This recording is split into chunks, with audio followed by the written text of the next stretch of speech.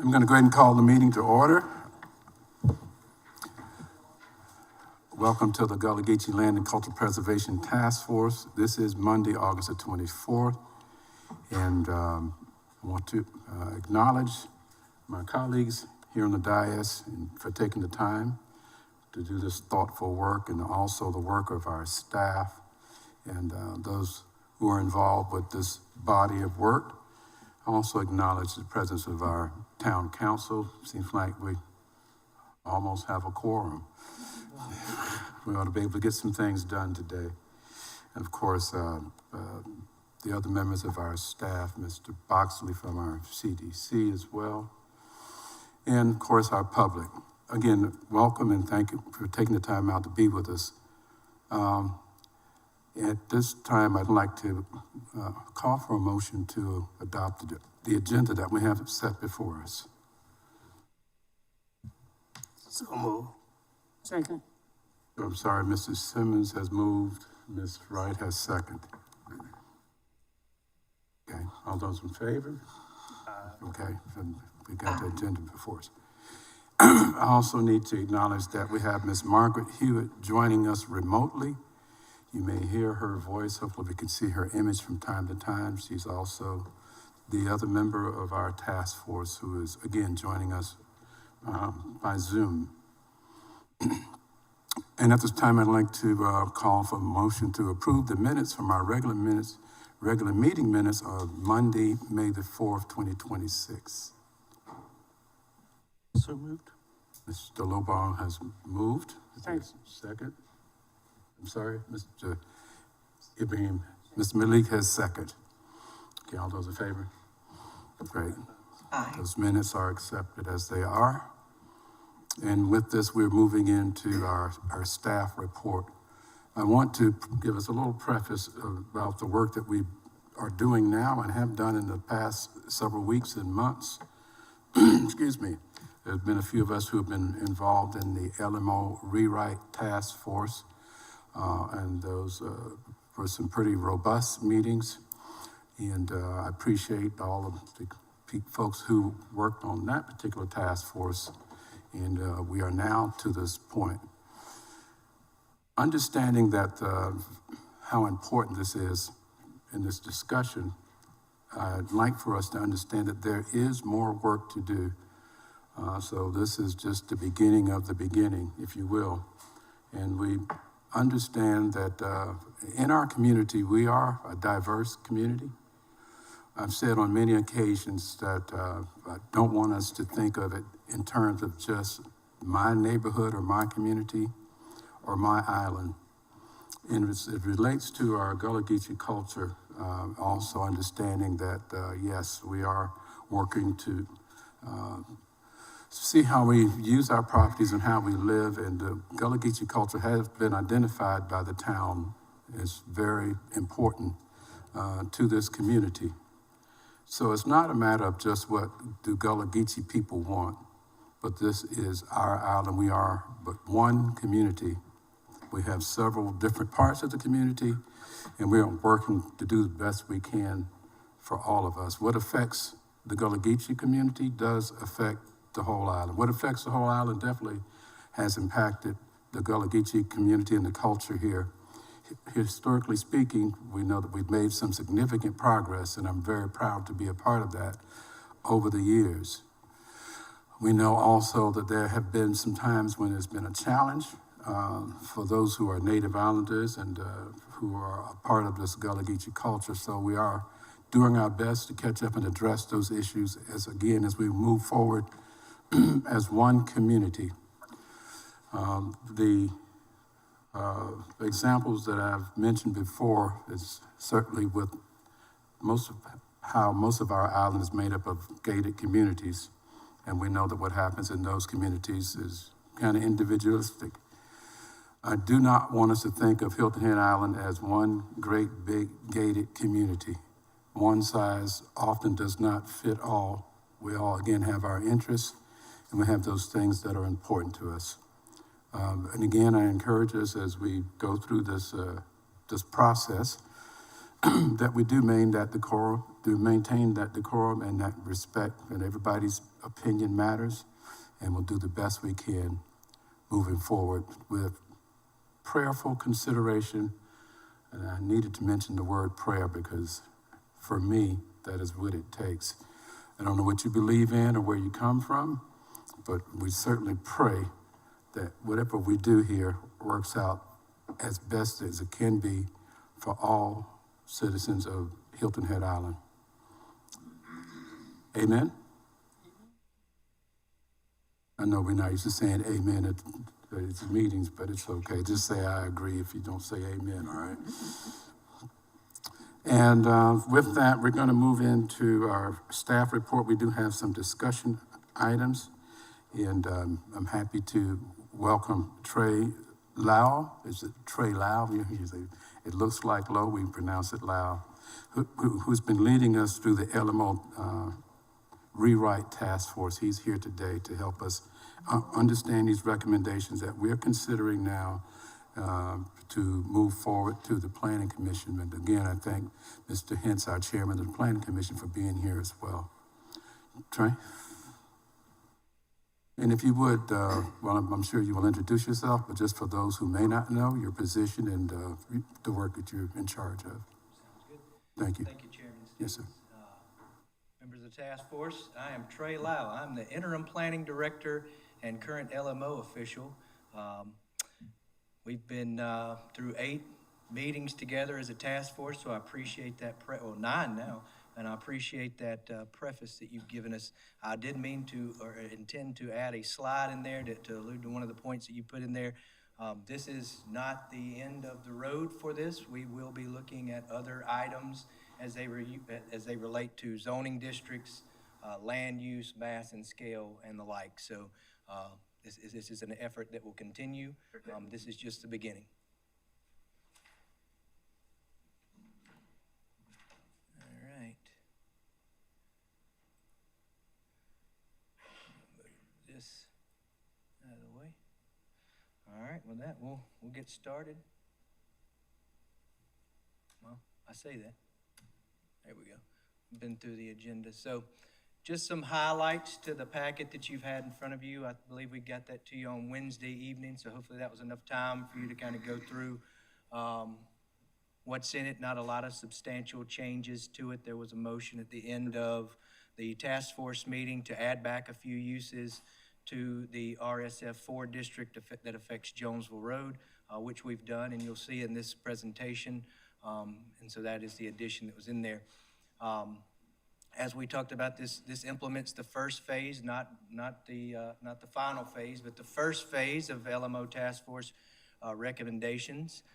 These amendments do help move forward our strategic action plan, and it reflects the consensus-based policy decisions that were made in the task force meetings. And today we'll cover these subjects: natural resources protection, going through wetland protection and tree protection, that RSF4 zoning district I mentioned for Jonesville Road, a similar RSF district, this one in 8 for Bradley Circle, and some new subdivision and residential development standards that we've enhanced to kind of better regulate development on the island. Our staff recommendation is that this task force recommended to the Planning Commission to approval of the LMO Priority 1 amendments to include what we just covered, the wetland protection, tree protection, the 2 zoning districts, and subdivision and residential development standards. With that, we'll get into the changes to wetland protection that have been proposed.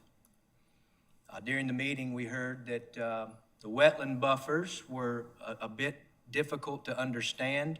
They created some unpredictable outcomes, and they were harder for the public and sometimes staff to review and accurately make a decision upon. So what we've done is we've strengthened that protection for multifamily and non-residential development. We're eliminating the average. We're creating the minimum with what was the average, and this is going to create a more uniform wetland boundary, but it does maintain the 20-foot existing 20-foot minimum tidal wetland buffer for the single-family uses that are in there. So that already existed. There's no change to that. This only pertains to non-residential and multifamily. So with that, we get into the changes. So for tidal wetlands and a pervious surface, currently, you have an average of 35 feet, which you can reduce down to a minimum of 15 feet.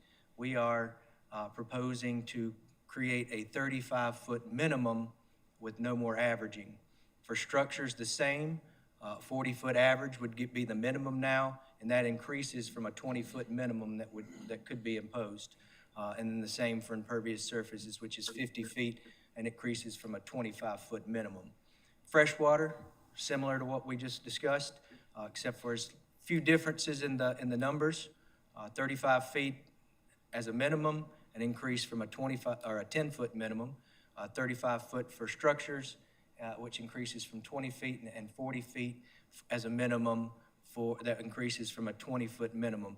And all of those represent the current averages in the LMO as they are now. They'll just become the minimums. And again, that existing 20-foot tidal wetland buffer for single-family homes does not change. And there is a provision for freshwater wetlands in there for single-family homes that is non-applicable. That will not change either. So nothing for single-family homes changes. And we're going to do this a little bit different than the way we did it at task force, where we kind of drink from a fire hose, and then at the end we ask questions. We're going to stop at each phase, answer any questions, let you take to the dais for some discussion, and then go through it that way. So after we've seen this up, actually I'll back up. How do I go back on this thing? There we go. I'll go back up on that, and we'll start a discussion. Questions on wetland protection?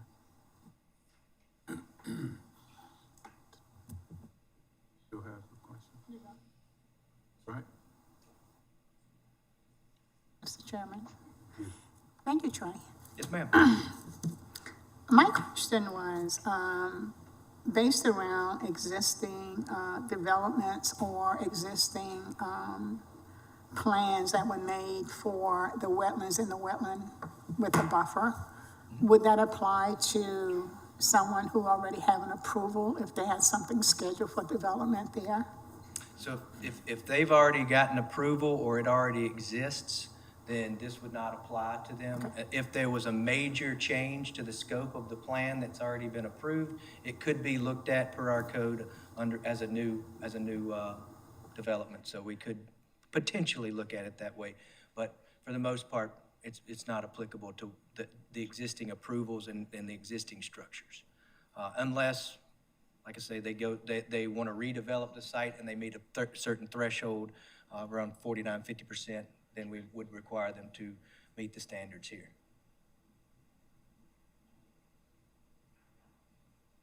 Questions? Sure, I guess, just for my clarification, if we take the previous services, the minimum setback, I read this correctly, was 10 feet.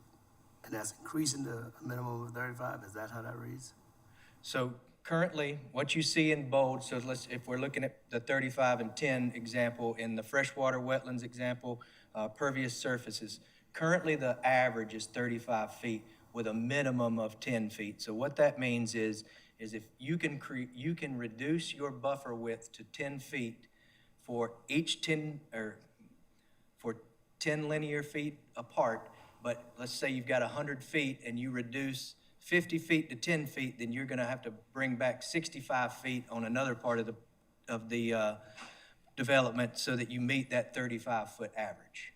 So you've always got to have an average buffer of 35 feet. So it's instead of, we're really not taking, or it's not taking anything away, it's just creating what a straight line buffer as opposed to something that would do more like this. And it's not, like I say, it's not, you're not taking away anything, you're just creating a more consistent, predictable outcome. Whereas instead of having to go every 10 feet, do a measurement, every 10 feet, do a measurement. At 10 feet, it might be 12 feet or 15 feet, and then going to the other side and doing something, going backwards from 65 feet to make sure that that minimum 35 feet is met. That's the only difference. But the amount of overall land that it takes up will be the exact same. It will just be a straight line instead of something that was more curvilinear. So the minimum setback all along was 35 feet. Is that what I hear you saying? You have to hit that average, yes, sir. On average, it has to be 35 feet.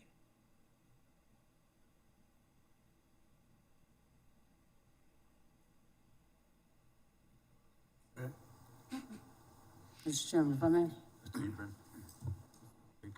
I'm having some difficulty visualizing, the differences here.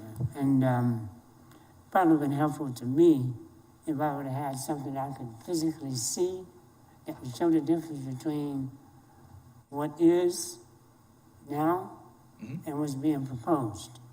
Understood? How I can actually see how it would affect a person's land. I understand, and unfortunately, I don't have a visual of how it is currently applied as opposed to how it would be if the proposed changes were adopted. Again, I can give you an illustration verbally and with some hand motions, but overall, I may be able to use the mouse to kind of create some sort of visual on the screen or you want to cursor. Good afternoon, Mr. Chairman. Sean Leininger, Deputy Town Manager. Let me try and add some context to this requirement. As Mr. Laws pointed out, right now, the buffer is an average. So in some cases, it may be 10 feet, but if you go to 10 feet here, you're gonna have to go you're gonna have to make that up, and you have a very irregular buffer where it goes from 10 to 55 or 60 feet.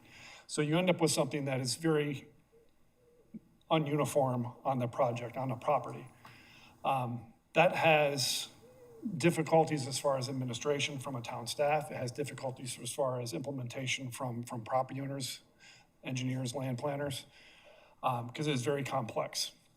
The other thing where it impacts and where kind of real world hits the ground is by having this 10-foot buffer in some cases on one part of the property and 65 feet on the other is where you have a 10-foot buffer.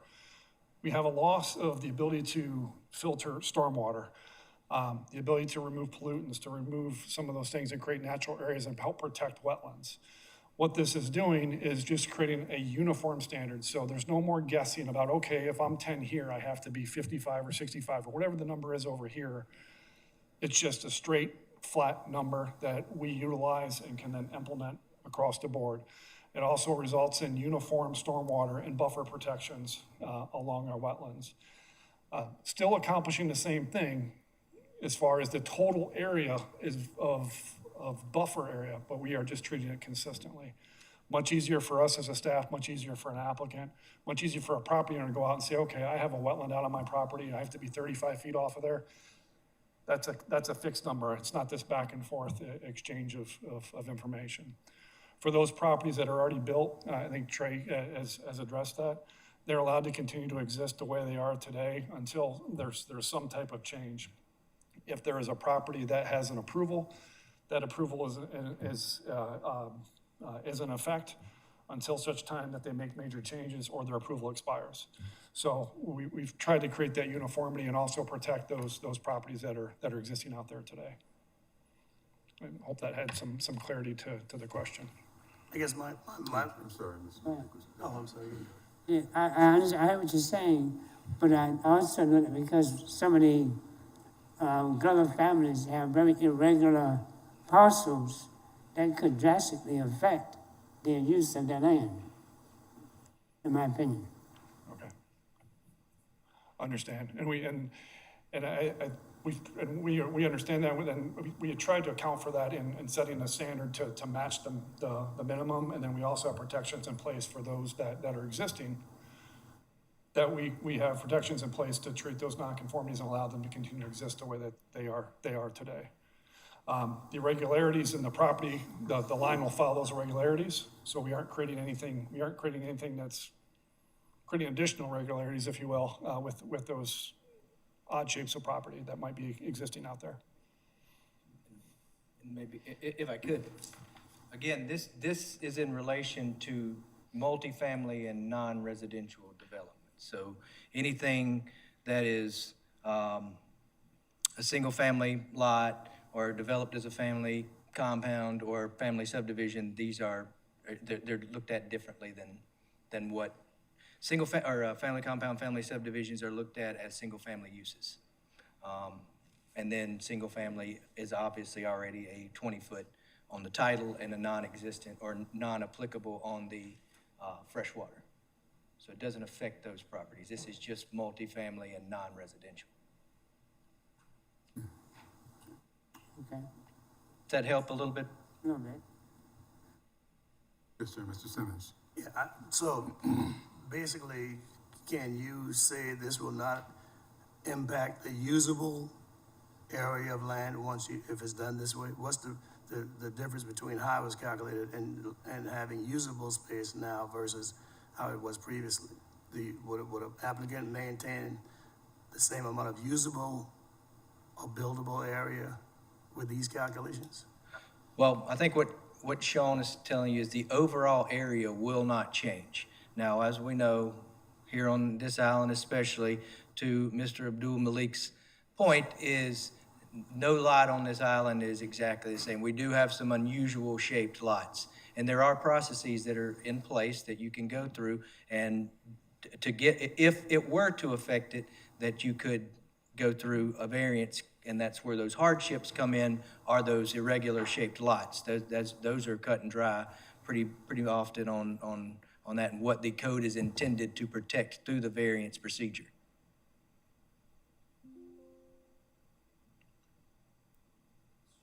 Yes, sir, Mr. Lobo. I'm going to try to add a visual here. So under the old system, let's say there was 100 square feet of buffer. Under the old calculation system, that buffer could look like a triangle. Could start off skinny on this end of the property and then go like this with a minimum of 10 foot over here and larger over here. Under the new calculation, it's still 100 square feet, but it looks much more like a rectangular position all the way across. So the amount of usable, buildable space remains the same, but what is close to the water is what changes. And so it goes from being the same area of 100 square feet in this example, from being a triangle to be more of a rectangle. Is that fair? That most instances we see it more in a curvilinear pattern, but yes, the way you described it would be accurate. It could start very small and then gradually increase to the whatever it needed to be to accomplish the minimum as it goes across the lot. Again, to Sean's point, what that causes is some unpredictable outcomes, and it really defeats the purpose at the 10-foot marks of what the buffer is intended for, as he alluded to. It is to filter the stormwater before it enters our waterways, so that's what the intention is for. This will make sure that the intention is solidified with the average being the minimum now. Yeah, and just a couple things here. And of course, wetland protection is very important to all of us. So I know this helps to address that. But the one statement that you made a minute ago, I think, is significant in the difference. You said this applies to, like multifamily. Multifamily and non-residential And development, so like your non-residential. commercial structures, Right, like so a restaurant or Right, something like that. yeah. So individual property owners still have the opportunity to use the land that they have, even with these guidelines. Right. So as I mentioned, no change to the 20-foot title minimum for single family. Freshwater is not applicable to single family. A family subdivision creates a single family lot, which is the same as the 20-foot and the non-applicable. And then family compounds per our code are looked at as single family use, regardless of the number of units on there. Okay. Good question. So this is for anything new. It's not for anything pre-existing. Only if redevelopment occurs on the existing. So with the if they decide to redevelop in that area, that is the responsibility of the owner of the property to make any kind of adjustments if there's already a pre-existing something there to move it forward, or?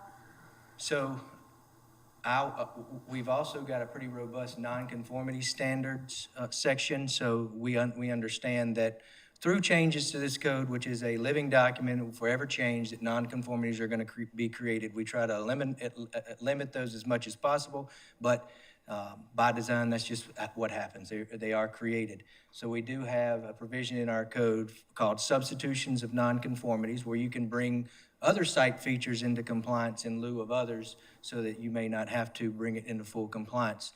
Now, let's just say someone's redoing their parking lot for a restaurant, or adding some additional square footage on the front because they can't come to the back because of it's on the marsh.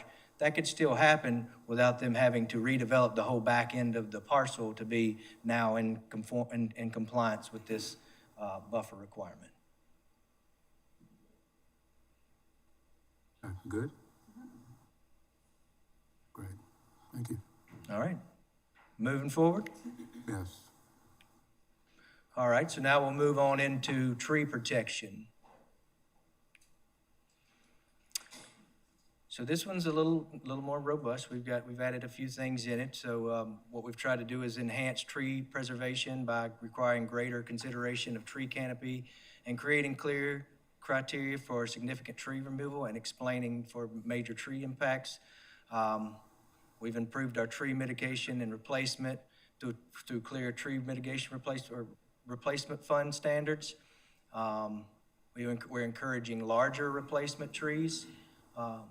We've got our minimum. We've added some language in there that incentivizes for larger replacements, so you see an impact more quicker. Additional oversight for significant trees. Enhancement of our reasonable efforts language is really what that means, and we'll go through that shortly. And we've added one of the things that came out of task force that was clear to us is that everyone wanted a tree performance bond to be in place. So we've added a performance guarantee equal to 125% of the required landscaping installation to make sure that they survive over the next 18 months after they're planted. And those are refundable once the bond is met.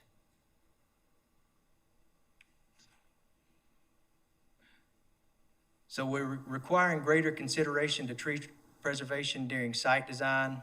So we're requiring applicants to make reasonable efforts to preserve existing tree canopies, significant trees, and native vegetation before proposing removal.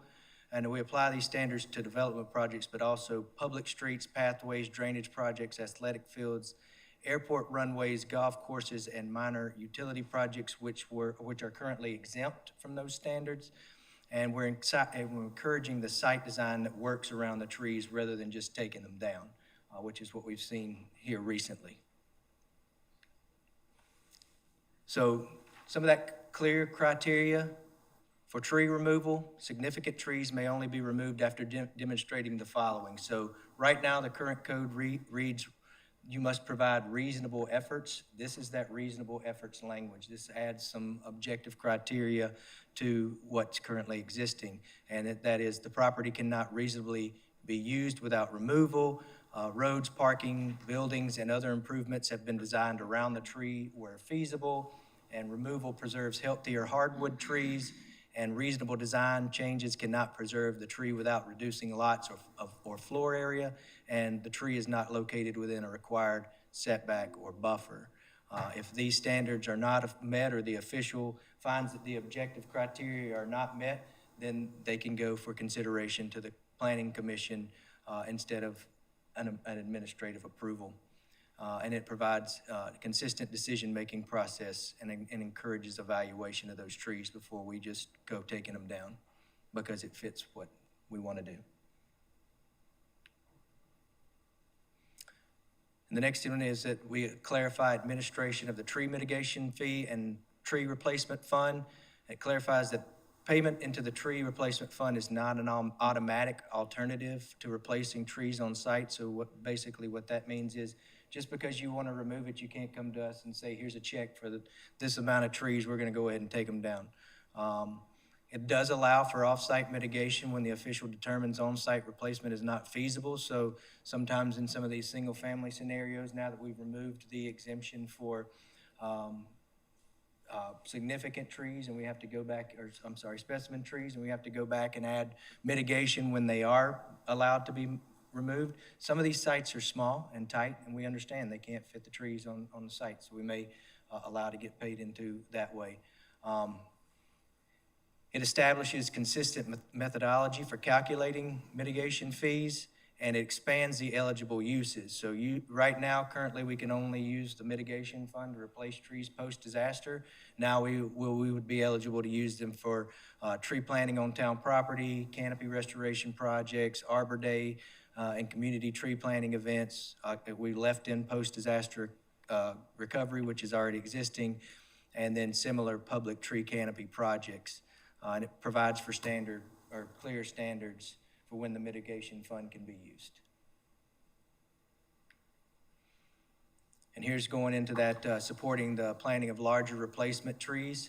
It maintains the current minimum of 4 inches for category 1 and 2, and 2 inches for category 3 and 4.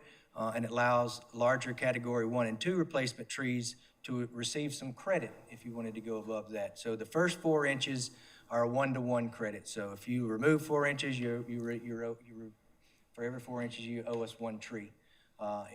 If we go up an additional inch to 5 inches, that receives a credit of 1/2 inch. So we would do a 1.5 inch credit for 1. So if you wanted to go to a 6-inch tree, you're moving up to 2 whole inches of additional credit, or I'm sorry, 1 whole inch of additional credit for adding those. And what that will do, will be able to establish a better canopy and larger trees on site quicker than when you do these 2-inch and 4-inch trees.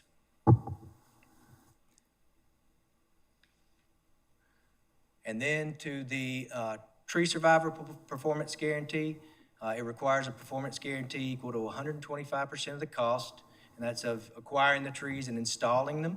And this is before the certificate of compliance is issued. It shall remain in effect for no less than 18 months. And then within a 12 to 14 month period, the official goes out, or our natural resource environmental senior planner would go out, do the inspection, and make sure that those trees are still surviving.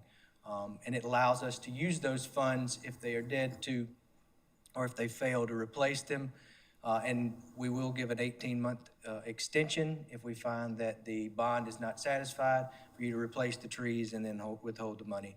And then what we're trying to do is establish some long-term accountabilities for some of these commercial and larger scale developments that plant a whole lot of trees and they don't put irrigation on them. And then it changes hands, and then who's on the hook for those trees. And right now, the current code, the official has the ability for any project that's ever been approved by the town in perpetuity to go out and require replacement trees. But what we're trying to do is, in lieu of that, is have this bond in place so that we're guaranteed their survival. And that will do it for tree protection. So, Okay. Questions on this section? Go ahead, Mr. Simmons. Yeah, quick question. How do you calculate the mitigation fees for the trees? the performance guarantee or the? No, if you go back one, it shows where you, So tree replacement fund is that's not the 125%. That is cost of acquisition or acquiring the tree, and then cost of replacement. Installation. So whatever the cost of the tree and the installation would be, that would be what we would calculate. So if you owed for 12 trees in the mitigation fund, you would pay for 12 trees, whatever category they are, 1, 2, and you might have 6 at 1, 2, and then maybe a category 3 and a 4, another 6, and then whatever the installation cost would be, that would be what you paid into the fund.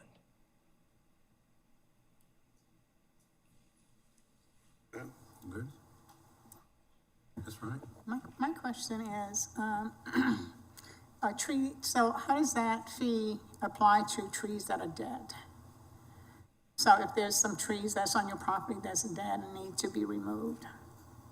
So you're saying if there is a tree that is Clearly, no longer living on your property, typically, we're not requiring mitigation for those trees that are dead or taken down by a storm.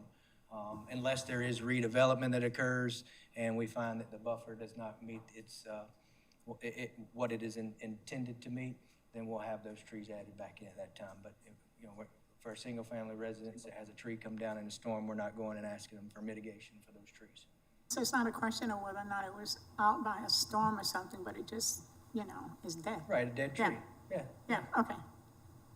Yes, ma'am.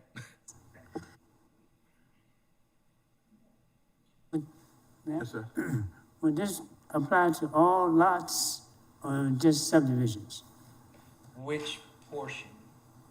The tree mitigation. So in other words, if I want to put a mobile home on my property, but I need to move a tree to do that, would I be required to remove that tree or allowed to put that unit on my property? So if you have a tree that's outside of a buffer, in the middle of your lot, and it is not a specimen-sized tree, you are allowed to remove that tree, and we're not coming to have you mitigate for that tree. The mitigation is for when you do a large development, when you do when you're developing a single-family subdivision, because now they're having to meet the tree replacement funds, but on a single-family lot, we're not coming in and trying to make you mitigate for a tree that was in the middle of your lot. It's not of specimen size. What about a multifamily use? So in a multifamily use, a little bit different, and it's case by case, obviously. If you're talking about where you have created sort of a family compound or subdivision or just multi-use by definition, again, you're within your buildable footprint. If you're adding an additional mobile home to the property and it's not within a buffer, we're not gonna have you mitigate for that tree unless it's specimen-sized tree. Yes, sir, Mr. Lobo. Just as an example, if there's a large construction project going on and there's a very large specimen tree in the middle of that, and they've been told, no, you can't cut it down, and they cut it down. Tell me how this applies. Well, first of all, they're gonna get a citation for the illegal removal of that tree. And second, we would calculate into their mitigation, that tree, whether, I don't foresee us allowing them to use the tree mitigation fee for that. But it would be added to the calculation of what they owed us back to plant back. And then, it would become part of that, the survival performance guarantee, or the mitigation would. Okay. Yes, Mr. Simmons. So tree, so if we go back to the, What section is that? Pardon? What section is that? The performance guarantee? Yes. It's back in the administrative section. I should have, Why isn't it in the tree replacement section? when we went through task force, we went through this, where some of the changes were separated from where they were intended to be. And even though it's part of the tree protection, it's not in natural resources. It's part of the certificate of compliance.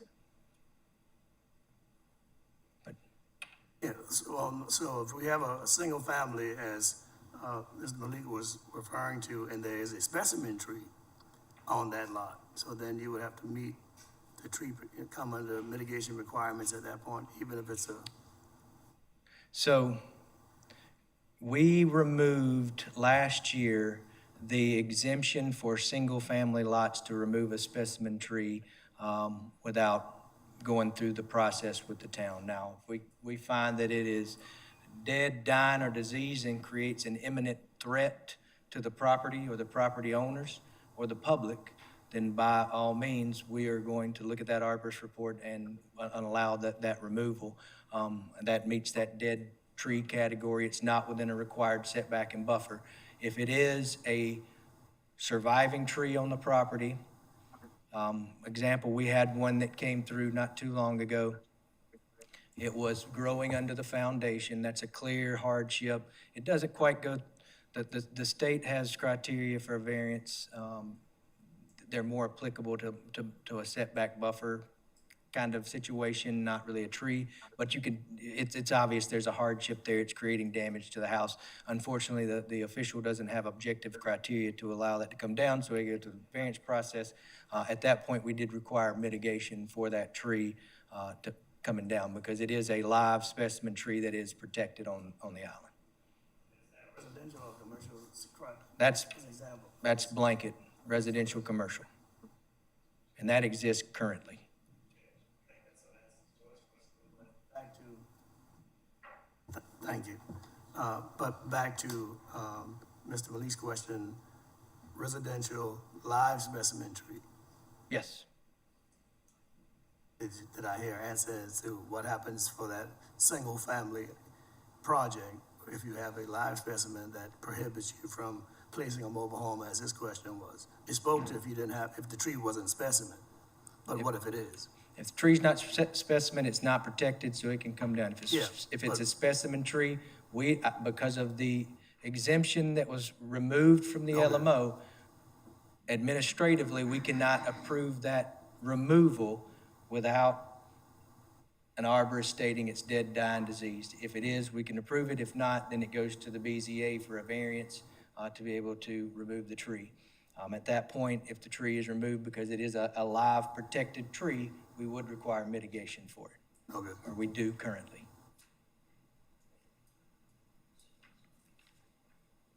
Good? Okay, thank you. Now we'll move into the Jonesville Road Residential Single Family District 4, or shorthand RSF 4 zoning district. So what this new proposed amendment would do would create a new RSF 4 zoning district specifically structured for the traditional single-family residential neighborhood with a maximum density of 4 dwelling units per acre. It's focused primarily on residential and compatible neighborhood scale uses, some small-scale government uses, and eliminates multifamily, group living, larger-scale commercial from happening. But it does maintain the current development standards of the RM4 district, which are 35-foot building height, 6,000 square foot of non-residential, a 35% maximum impervious coverage for non-single-family development, and a minimum of 16% open space for major residential development and subdivision plans. I should state that while it does maintain the current density or base density of 4 units per acre, it does not include the sliding scale, which is in the RM4 zoning districts. And what this does is it provides for a lower density residential growth while maintaining the neighborhood character of the existing area. So with that, we'll start getting into some of the changes. This, if we were to change this and this proposal was to be adopted, this is what the new district would be.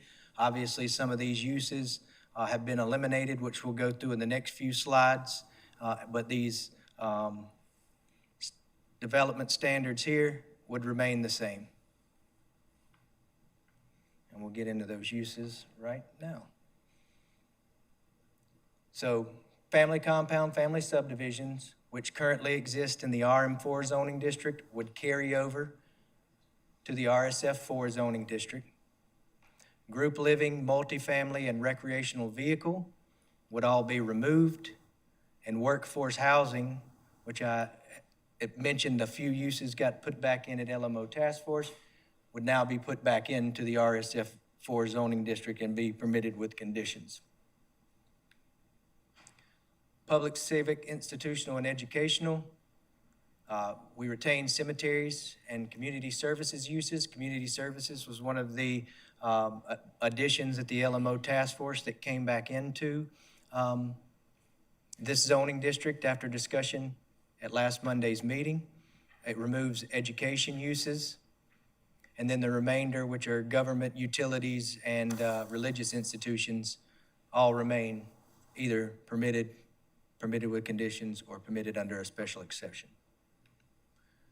Bed and breakfasts, which are currently allowed in the RM4 zoning district, would no longer be allowed in the RSF4 zoning district. Convenience stores were removed. Open-air sales, again, that's the third use that was added back after discussion in the LMO task force, and then other commercial services uses were removed in the RSF4 zoning district. All other uses remain the same. Accessory uses and structures, no changes to that table either.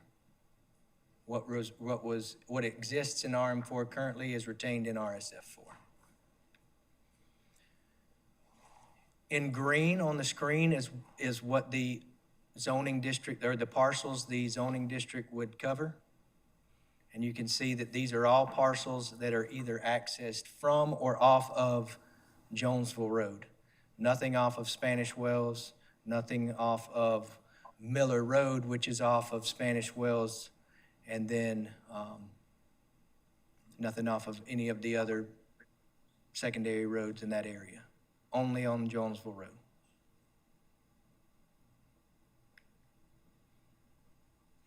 So the nonconformities created on Jonesville Road, if by this proposal, residential uses, there would be 10. Those parcels are highlighted in blue, and they represent multifamily by the definition in the LMO, meaning that there are 2 homes or more on each lot. Public, civic, institutional, and educational uses, 0. Resort accommodation, 0, and other uses, or commercial services, 0, and other uses, 0. There is one existing industrial use. It looks like maybe a storage facility, potentially a welder, somebody does some professional work in there. It is currently non-conforming in the RM4 zoning district, so this new change would not create a nonconformity for that use. It's already non-conforming and allowed to continue to be utilized unless it's abandoned for up to 18 months. And that is it for Jonesville. I do have some slides that we talked about. If you want me to bring those up, I'm glad to do that as well. Yes, I would like to finish that as well, but we might pause just to see if you have any questions up to this point. Yes, sir, if I may. Yes, sir, Mr. Malik. The one large piece that's in blue here, that appears to have 2 units on it. How much more development would that particular family be able to do on that piece of property based on the fact that they're non-conforming and we have this new zoning? So I'm assuming. I'm referring to this large piece Yep. on the very top here. I don't know exactly the acreage of that parcel off the top of my head. I can tell you there is more development potential based on the size, because I do know that the parcel here in the middle, which is, I keep hitting the wrong button, the Jonesville Stables right there is, I believe, I want to say it's like 6 acres. So I know it's got potential to be developed more. If it is developed as a family compound, it can be developed as one parcel. That use remains in the district. The other way to continue development on that would just be to simply subdivide it at this point. And that subdivision of that parcel would be based on the new RS4 zoning Yes, for sir. Jonesville? Yes, sir. So what if that particular parcel has the ability for 10 to 12 units to be placed on it now? And You then mean it for- goes to RS4, you follow me? Yes. Would that owner of that property be compensated in any way for that lost value? We would not compensate them for the lost value on that. Again, you can still get to the density that you need to by the base zoning district through subdivision, but the sliding scale, to your point, would be eliminated if they were to want, if it had the potential, like I said, I don't know the exact acreage of that parcel. I do know that if you look at the map, a lot of what is down here is actually the creek. The creek runs, or Old House Creek, for those unfamiliar with this area, runs straight through this area right here. So there is a lot of lowland on that property, and density is based on net acreage. So I would need to know the exact net acreage before I could tell you what the actual density is on the parcel. So the low-lying area that would be tidal wetland would not be counted towards. Okay. You mentioned the sliding scale had been eliminated. Yes, sir. Can you tell me the reason why? When the sliding scale was something that the Gullah Geechee community had been asking for forever as a potential opportunity to have some flexibility in the development of property. Can you give me the reason why that sliding scale was eliminated?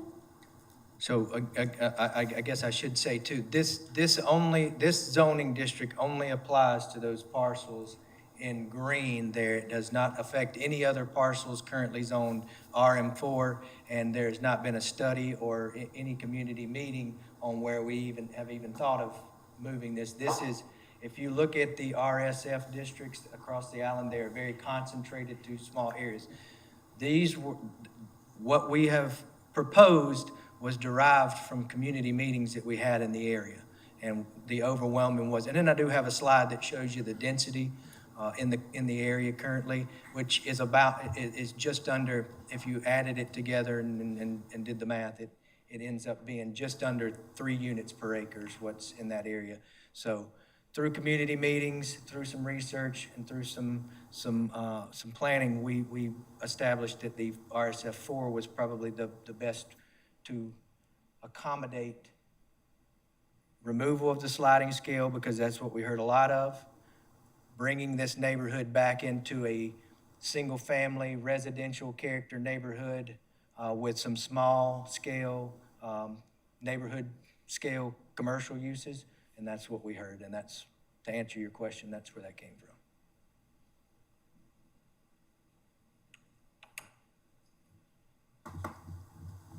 Yes, Mr. Lopez, I'm sorry. With the green map there, is there a map that would show how many properties are affected potentially negatively from these amendments versus ones that aren't affected at all? Like, out of this, 75% are not affected at all by these changes, and these particular properties are potentially negative. I'm thinking of value more than anything else. Right. So I will tell you this, Chuck. When we did the analysis here for the nonconformities, I recall the number of parcels in that map were just over 400 or something around that line. You've got 10 parcels up there out of the 400 that are affected, so we're not even, so, and when the density question, I know when you look at this map, there is a whole lot of parcels up there, especially these longer pieces here, some of these over here that are longer, these parcels up here, they are very encumbered by wetland on there, so some of them are less than an acre. I think this one here in total is about 13 acres. It's probably got 2 usable acres on it overall. Sean, did you have something to add? I just wanted to, and Trey actually hit this as I was walking up, but just to reiterate the point, there's 10 properties shown on here that potentially may be non-conforming. Several of these may qualify as family compounds, but without doing research into deeds and ownership, we are showing that these have multiple residential structures on the lots. So they are potentially non-conforming, but they could also be potentially conforming as long as they meet the requirements for a family compound, which is based on ownership, continuous ownership since 1956. And then there's a little bit more nuanced definition of that, but generally that's what that is. Okay. Thank you. Yeah, Mr. Simmons? Yeah, I guess my question is if this zoning district is approved, how will it impact other areas and other, I mean, it only says for Jonesville, but do you not think it'll set a precedent for how we handle or look or view others as well? I mean, I don't see, I mean, to me, this is a major impact for this community, and I mean, clearly, I mean, I don't see how we get around it not impacting, having some impact or precedent for other areas. I mean, We have not, Sean, you, yeah? So this came up a little bit during the Land Management Ordinance Task Force as far as the impact of putting this zoning district into the code and then applying it to the Jonesville neighborhood. We do not look at applying a zoning district to an area as setting a precedent. What we look at is when we create the zoning district, and Trey has touched upon this already, and how does it apply to that neighborhood which we're trying to apply it to? In this particular case, what we heard through those community meetings, we heard through feedback, is that from the neighbors are telling us, we are a single-family neighborhood. This map shows that generally this is a single-family neighborhood, but for a couple handfuls of properties. And that their density is generally somewhere less than 4 units per acre. Yes, there are a couple neighborhoods, Bailey's Cove, one of them, I believe Sandy Oaks is another, where they exceed that 4 units per acre. But by and large, this neighborhood is a single-family community, single-family neighborhood, 4 units per acre or less. That is the condition of which we apply and we have been asked to apply from the community, this RSF4 zoning to this property.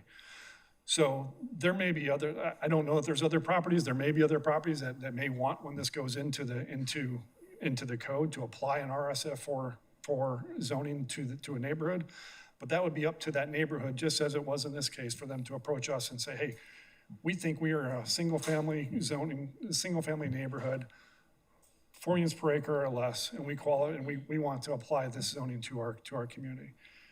We're not looking to establish precedent by doing this. We're not looking to apply this to other areas. Right now, this is what we were tasked to do by the Alamo Task Force, and this was the solution that was provided, all based on community input that we've received and continue to receive.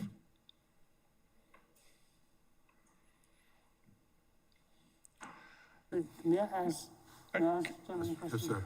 The task force, what was the makeup of the task force? And how did they vote on putting this forward to us? Can you tell me that?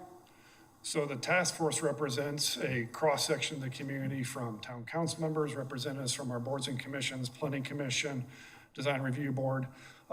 Chairman Stevens served on representing this task force. We had representatives from the CDC, the Gullah Geechee Historic Neighborhood CDC was on the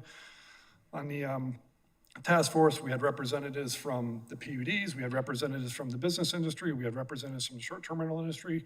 We had representatives from the Chamber of Commerce.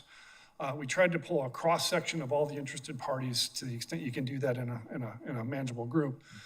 Pull together a 23-person task force that reviewed these provide policy direction for town staff, and then ultimately town staff to come back and present to them recommended code changes based on the direction that we had received. So they, at their last meeting, they reviewed these recommendations and they provided a vote, I believe it was in your stat, I think it was 17-2-1, so 17 in support, one opposed, and then 2 abstained, as a recommendation to the Planning Commission and Town Council to approve these proposed zoning or LMO amendments as they've been presented to you today with the amendment to the RSF4 district to add those 3 uses Trey mentioned. Thank you. Now, if I could, Mr. Chairman, just to the point about other zoning districts, because that topic has come up as well as we've had community meetings, as we've talked to Mr. Boxley and representatives of the CDC about other zoning districts, Mitchellville. Stony, those other neighborhoods, there is another tranche of work that Trey alluded to that we are looking into about some of the other feedback we've heard is about how do we reinforce some of those other zoning districts from the feedback that we've heard to make sure that open air sales, services, small convenience store, those types of uses are embedded into some other neighborhoods where maybe they don't exist today, but there's a desire to have them exist in the future. So that's another set of work that we will get to work on as we move from this phase into that next phase in the new year. So there's still much more work to do when it comes to zoning districts. Yeah, thank you. And I remind my colleagues that at the very beginning I said, and of course Trey mentioned it as well. Yes, this is just the first round of these priority 1 amendments. There's more work to be done. And also just for your edification, yes, those questions did come up in our LMO rewrite task force as far as if property owners could be compensated or what the damage would be. And I think the response was the same as it is today. That is not something that the town is taking on as far as the real estate part of how these properties are affected. And also, yes, I think we're going to get into some of the uses, and that's going to help us to understand the differences between the RSL4 and RM4. And yes, Mr. Laniger, thank you for that clarification as well, as far as if it's going to set a precedent or how we apply it to other areas of the island.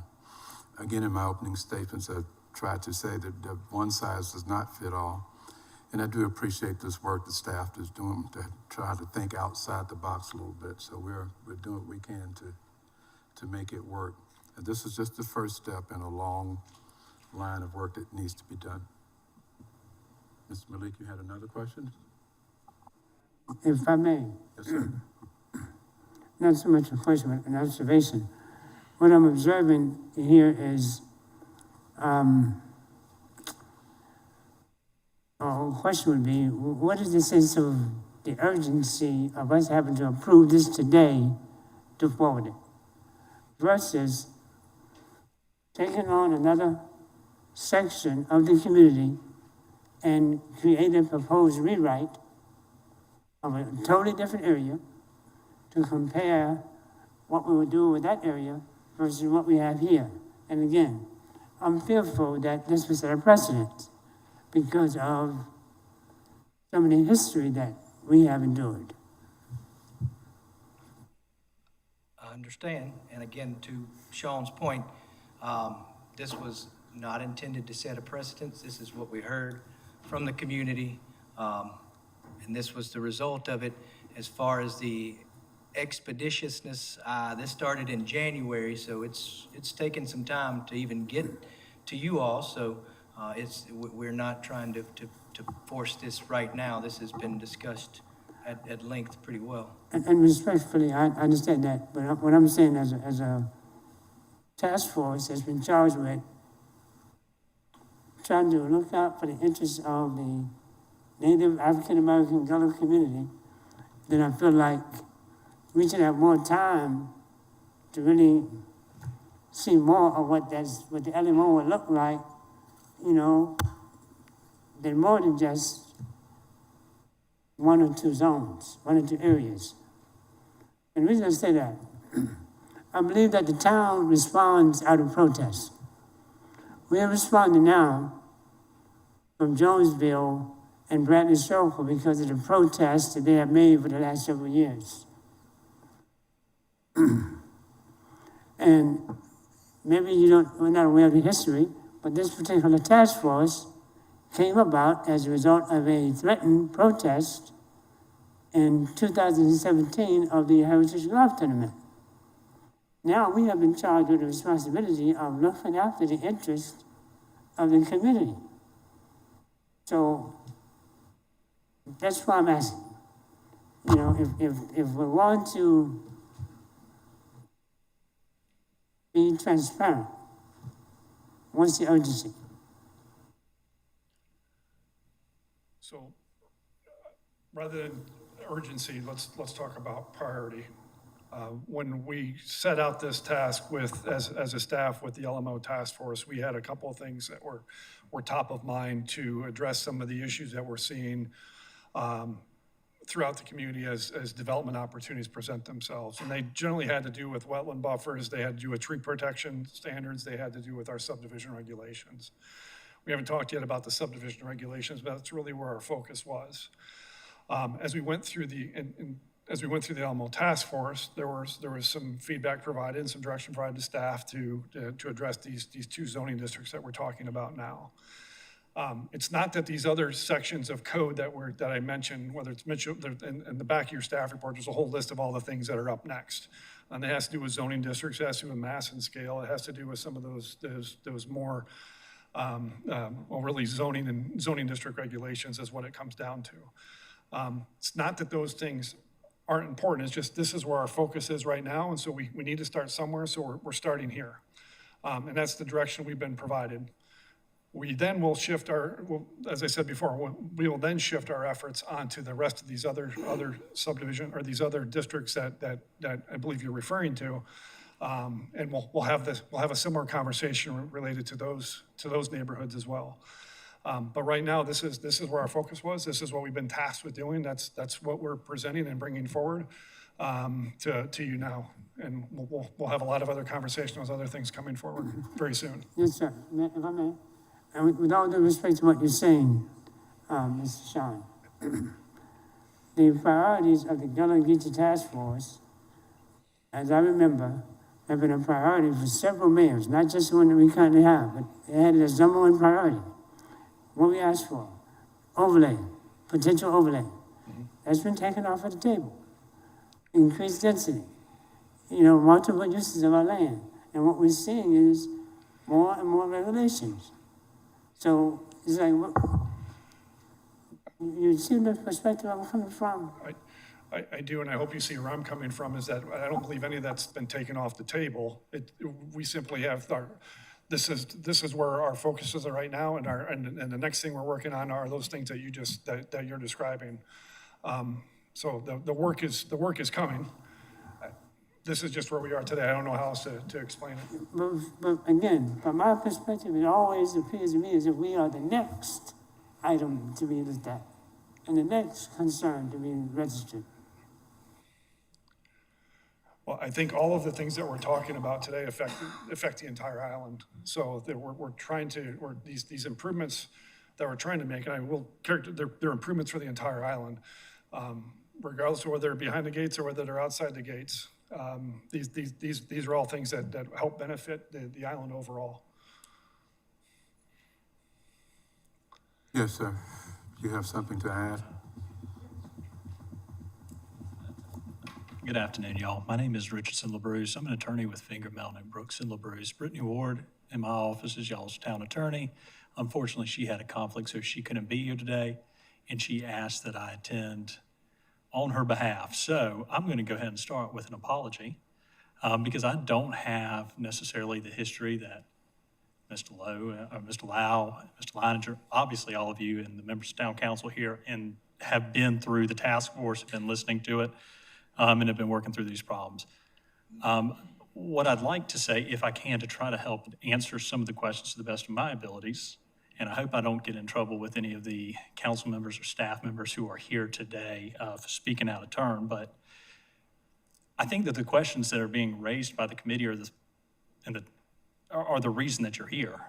These are the things that people need the feedback on. This is what staff needs your feedback on. So questions about density and uses, those are some of the issues that I think that staff is looking for.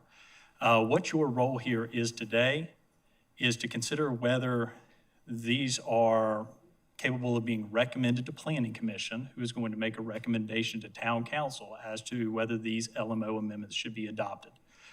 I think to address some of the other questions that you've asked particularly, as far as buying back density or some sort of compensation for perceived loss in value due to the adoption of these ordinances, or these zoning ordinances.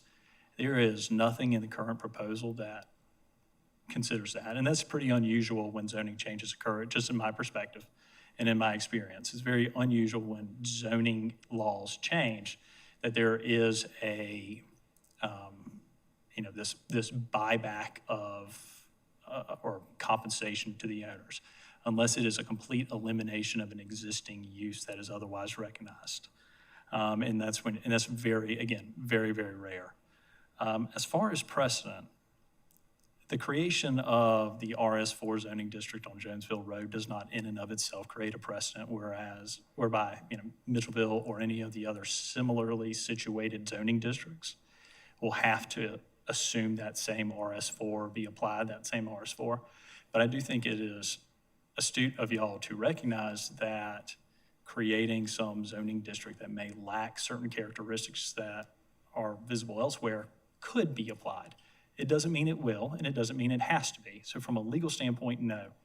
Precedent is not created solely through the adoption of this RS4 to where it would have to be applied down the line. But whether it could, to be just completely frank and honest, I mean, of course. That's the way that zoning laws work. From what I can gather and from the research that I did, and again, I'm speaking a little bit off the cuff here, but what the task force, I understand, tried to achieve with the Jonesville Road RS4 zoning district is to try to capture the historic reality of that part of Hilton Head Island, which is primarily single-family residential and has historically been so, while not unreasonably constraining it from future potential for the property owners. And it's a really difficult line and a different thing to balance. I'm happy to answer any questions, any particular questions that you may have about how this would apply. I think it's probably outside of staff's purview and their job to try to determine what the value reduction could be from the application of this ordinance to these properties compared to how they exist currently. I mean, there's so many different ways that could shape out. And I think that's just a really difficult question to answer, but certainly understand how that could be a question that y'all would raise. So. Thank you for helping to try to clarify some of that. And it's worth repeating once again that, this is a body of work that we, your chairman, myself, included in that LMO rewrite task force. These are the items that staff came up with that were presented to us today. This is not all of the items that we're going to be considering or going forward. I personally felt like these were some of the ones that we could tackle now. And I even asked the question just for your own understanding and clarification. This is not just a formality. We do have the opportunity to give some input. But I do think that all of these recommendations are doable. We do have some suggestions and some maybe some revisions that could be offered. But these are the ones that have been presented to us by staff, and that we do have this opportunity to move them forward. Yes, sir, Mr. Simmons. I must say, I'm probably was a bit disappointed when Trey and Mr. Lau, I think, got up, and of course the attorney. I'm even more disappointed now that he spoke, because I don't find any further clarification that this will, not impact other zoning conversations. I mean, clearly, as he said, it could. And I think when and back to Mr. Malik's point, if I understood correctly, this Jonesville issue, as it's probably best described, came to the table in January. I think I heard that being said somewhere. This became a hot button issue in January. But Terry. No, that's when we started the task force meeting. The task force started in January. We held the public meetings back in January 2025. So, Okay. And then before that, there was some Okay. other. So, even more so to my point, so in January, the Jonesville issue became priority number one. And this task force has had issues from 2017, that are still trying to reach council.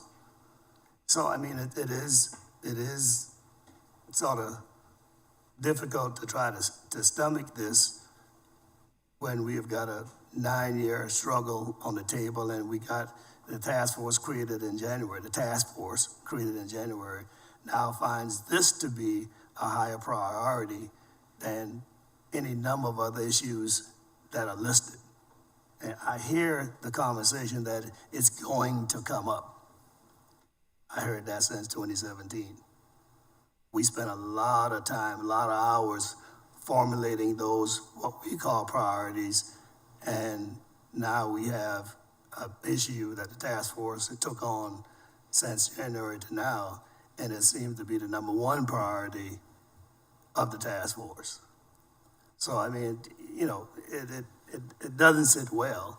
And I mean, a lot of the density issues, overlay issues that Mr. Malik mentioned, we've been pushing for those things. We're eliminating the sliding scale. Those things directly will have impact on the Gullah community. And unless I'm missing something, sometimes I always ask, is there something I'm missing? But then if I'm not, then I think you see clearly, doesn't take much to see what I'm saying, I don't think. And so I, as a member of the task force, I definitely have some difficulties as I hear this being presented. It creates some difficulties for me. And I appreciate your concern. I've not been involved in those conversations. So I will tell you that subdivision regulations, Jonesville Road, Bradley Circle, and then trees and wetlands were not all that went through the task force. We went through other items that we just couldn't get consensus-based policy direction on. And some of those items did include some of the other historic districts that we have out there. And it was just clear that there needed to be more public interaction, public engagement, meeting to try to define, what is going to work in that area. And we are not trying to set a precedence with this. And I will say that while we're looking at RSF4 zoning district right now, if anyone wanted any other zoning district or any group of individuals wanted any other zoning district applied into their neighborhood, they could always come and start, a protest on that. Say, well, we think this is applicable here, right? So it's not just RSF4. But frankly, I don't.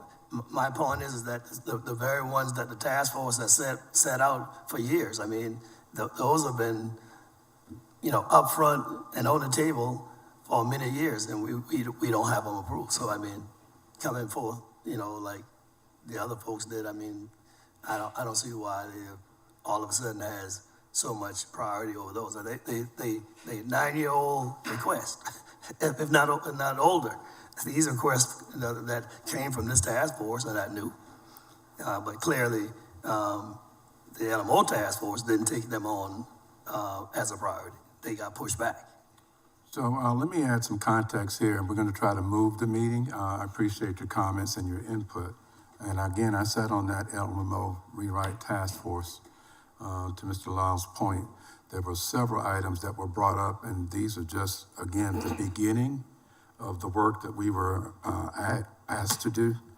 There will be some opportunity to bring some more items forward. It's kind of hard to solve all of the problems all at once. I would encourage us to think of this actually as more of a progress as it is regress. And we are trying to do some things to think outside of the box. I can tell you that from other parts of our community, one of the things that we're challenged with, and my public officials in the room will understand this, is that the town can't seem to get anything done. We've heard comments that the task force, the LMO rewrite task force, was too large. It would never be able to move anything forward. So it's very challenging to try to take on all the issues.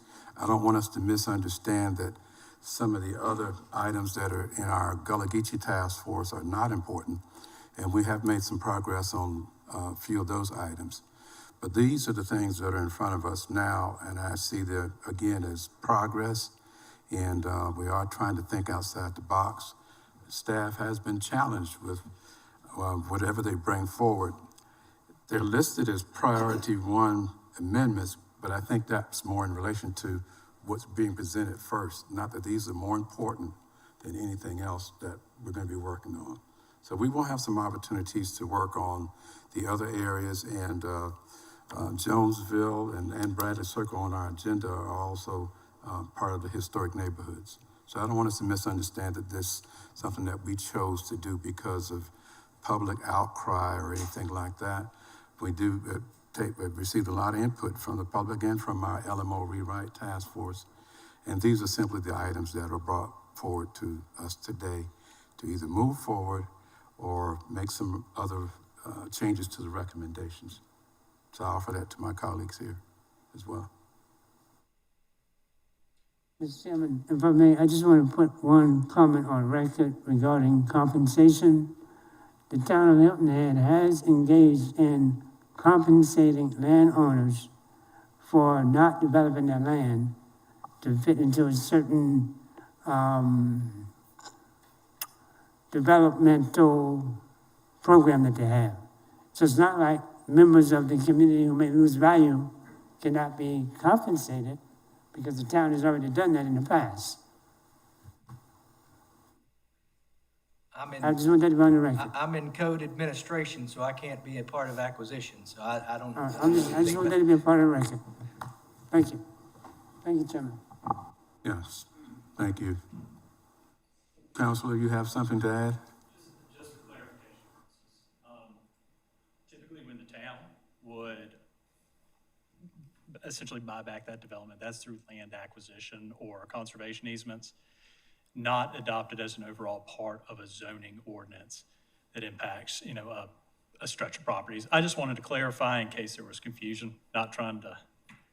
But if I could say, but you do understand how a compensation would put a family in a pretty advantageous position if they can be compensated for not developing their land a certain way, but also be given some resources that they can use, down the road to assist with certain economic development. So that's my point. No, I'm not trying to discount the point or anything like that, just saying from a historic standpoint and from a legal standpoint, it is exceedingly rare to incorporate a composition component into an overall zoning ordinance, because zoning ordinances by nature, like we're discussing today, can change. So you could be buying back density or development and then changing that back. What you normally would do is through a land acquisition program, like through the Beaufort County Green Space Program and others. So there's a whole set of tools, just a different set of tools that could be used to do different things. What I just wanted to clarify was from a zoning perspective, it's very, very, very unusual to incorporate any sort of compensation component in there. Thank you. Thank you for that. Okay, the comments have been noted and they are in the record. Mr. Lau, if you would like to continue.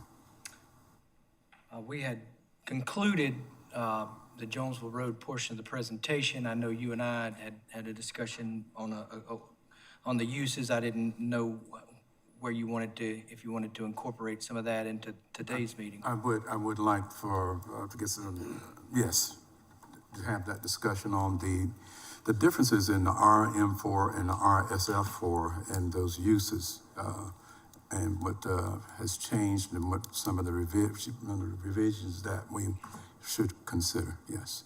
Okay.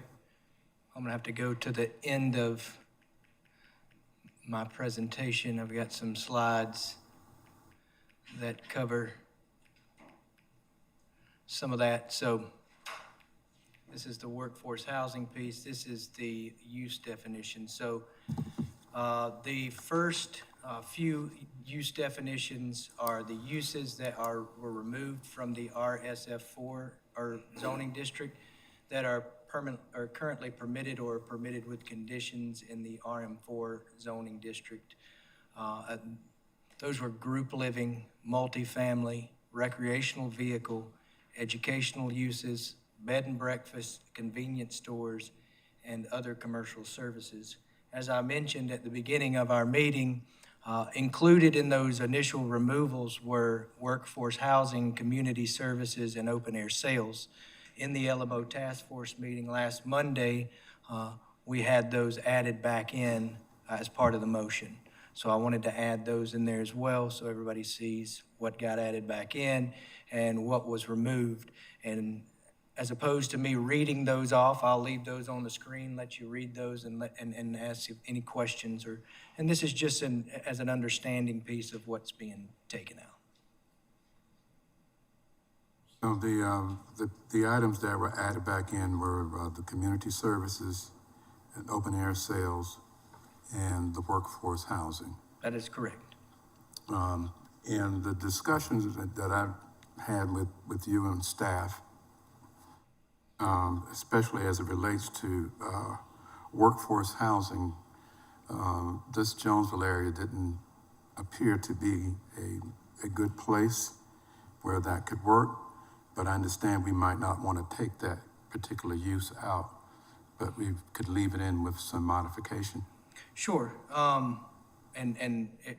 When everyone's ready, if everyone's ready, I'll move up to those slides and we can kind of go over what Chair Stevens and I went over previously regarding that. So when the motion was made to add these uses back in, there was no discussion on the workforce housing piece, the density bonus that went along with it, and then some of the use-specific conditions that have to be met in order to have a workforce housing unit development. Now, by definition, workforce housing, as you can, let me go this way, is only just an AMI range. It's not a definition of what kind of establishment it is, a building it is. So the term is used just to establish that AMI range. It's not to say that in this area here, I couldn't have some sort of affordable housing or offer affordable housing on there.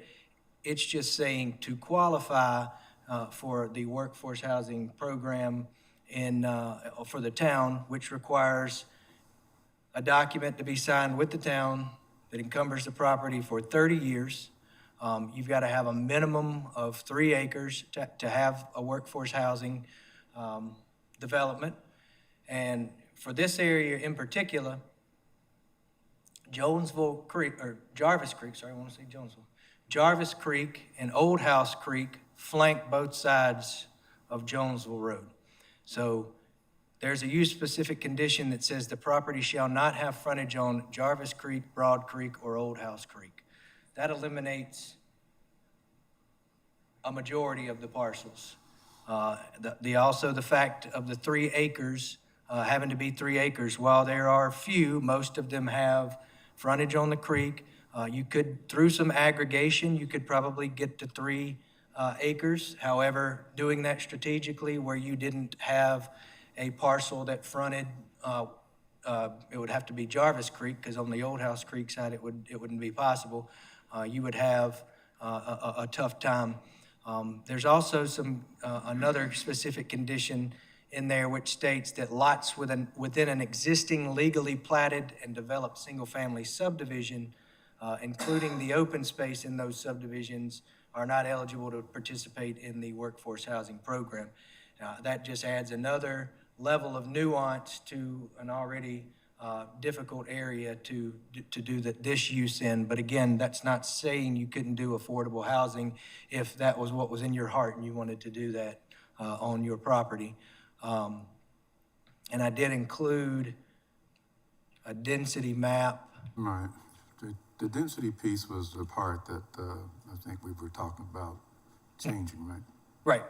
So we had sidebarred a conversation, and as opposed from maybe an optic standpoint of taking the use out, was that if the board so determined, or the task force so determined, you could remove the density bonus piece of that, which then leaves the use, still difficult to get, but you still have that workforce housing component in there. You just don't have the density bonus component in there.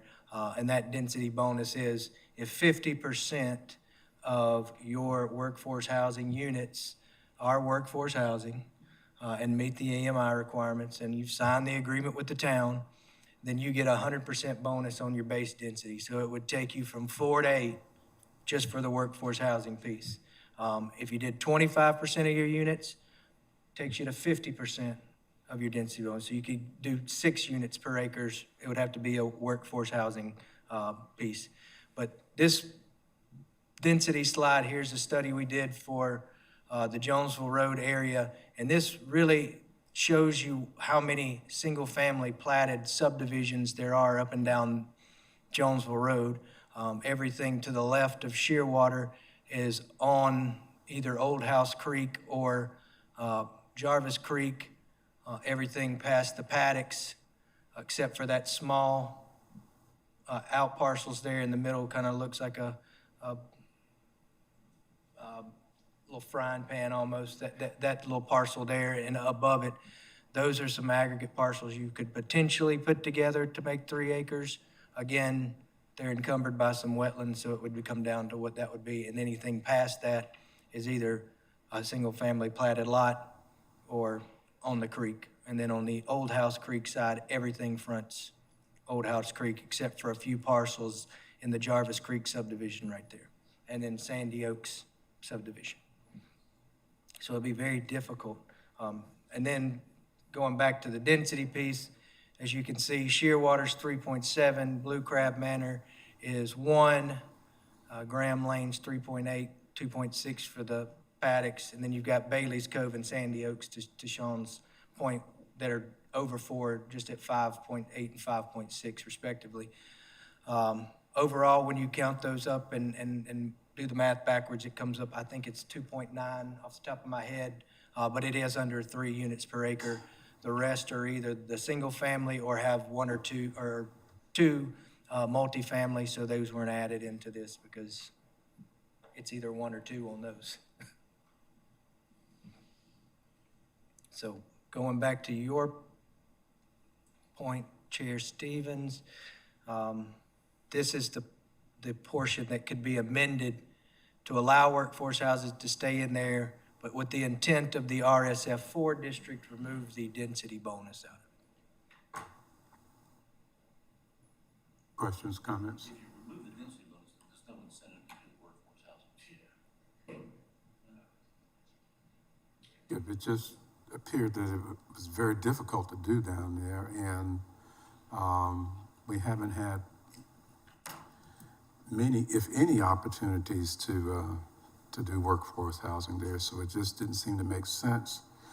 If it was something that was going to be left in there, then I think that was a way to leave it in there without the bonus density. That's the only way. And it still, to me, doesn't make sense. But I'm happy to hear from my colleagues.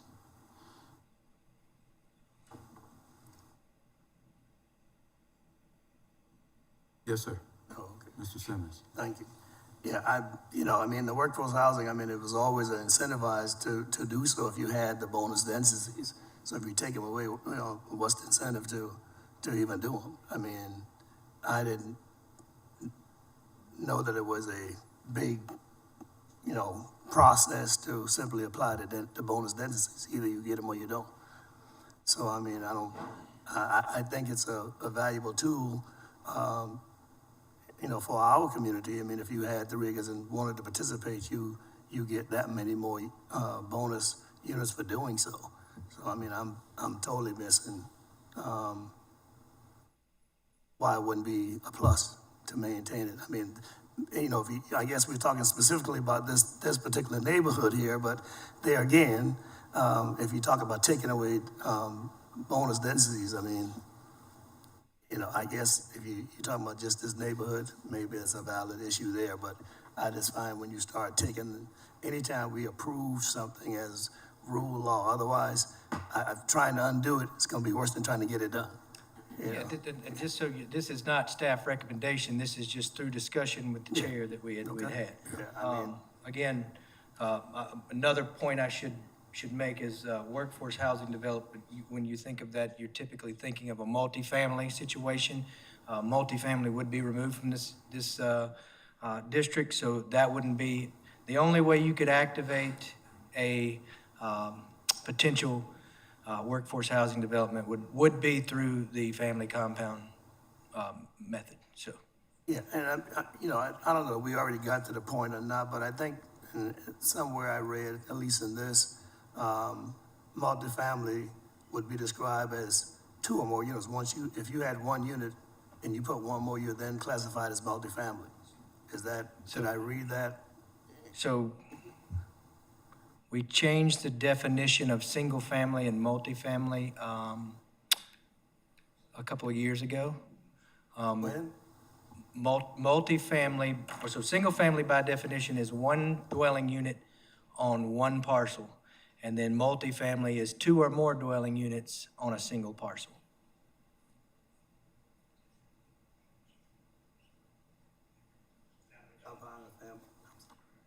Family compound and family subdivision not affected by that rule. Correct. So family subdivision creates single-family lots. A family compound is viewed in the LMO as a single-family use. Okay, I mean, I do know what it is. I was just saying what the rule is for the change here. It doesn't affect that.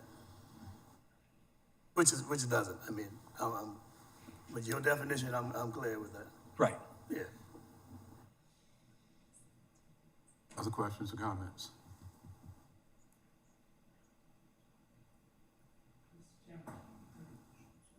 About the open air sale situation. It indicates a commercial establishment where goods and services are displayed and sold outside rather than an enclosed building. So just let me ask. My grandmother makes quilts. She would typically sell those quilts off of her residential land. Would she still be allowed to do that? Yes, so if you go back to the accessory use structure table, and I'm sorry, I'm gonna probably make everybody sick going back to all these. You'll see that home occupation remained in the district. So people that have professional services at their homes, where you're making your quilts at your home, those are gonna be allowed to remain, and their uses that are permitted, on the property, permitted with conditions. I don't have the conditions in front of me, but they're basically about traffic generation and all that. So, home occupations will be allowed, permitted with conditions in this district, carries over, into the RSF4. Open air sales, if you're thinking about that, it's more of like a vegetable stand, fruit, food truck, something like that. Okay. I think the same idea could be applied to the selling of vegetables. Because we have the garden in the backyard, and we just bring the vegetables to the front yard and offer them to passersby. Can that still be done? Yes, sir. So at the LMO task force meeting, they did add that use back That's one of the into the reasons why we RSF. asked for that to be added back. Fantastic. Yes. Other questions? Okay. You may continue, Mr. Lau. All right, so the next item for discussion is the Bradley Circle RSF 8 zoning district. And similarly, this one creates an RSF 8 zoning district for single-family homes with a max density of 8 dwelling units per acre. This focuses primarily on residential compatible uses, community uses, and including single-family dwellings, family compounds, family subs, parks, government uses.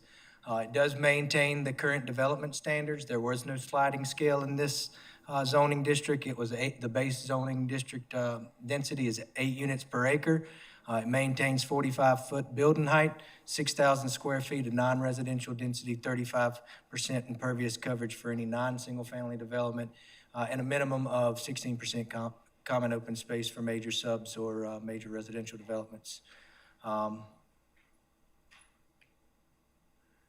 This would be the use table and development standards, if this proposed district was created. Again, these development and design standards here are no changes. Currently, RSF 8 permits family compounds and family subdivisions. That will carry over. Group living, multifamily, and recreational vehicles were permitted in RSF 8. They will no longer be, or I'm sorry, RM4, they will no longer carry over to RSF 8. Workforce housing was not a use that was already permitted in that district, so it is not affected. RM8 did have community services uses allowed. It is no longer, it would no longer be permitted. And then there are no other changes to the public, civic, institutional, or educational uses. In this table, the only commercial service that was taken, or the only thing on this table that was changed was the other commercial services, which is currently allowed in RM8, would no longer be permitted in the RSF 8 zoning district. And then again, with the accessory uses and structures table, no changes to that. Everything in RM8 would carry over to RSF 8. The district in gray would represent the properties that would be rezoned. These are properties accessed off of and from Bradley Circle, with the exception of 3 that are zone resort district in purple, just to the left of the screen, that are adjacent to the district. And then the nonconformities created, all the uses have been confirmed, single family on one platted lot in the area. So this creation of this zoning district creates 0 nonconformities. And that's it for the Bradley Circle. Questions, comments?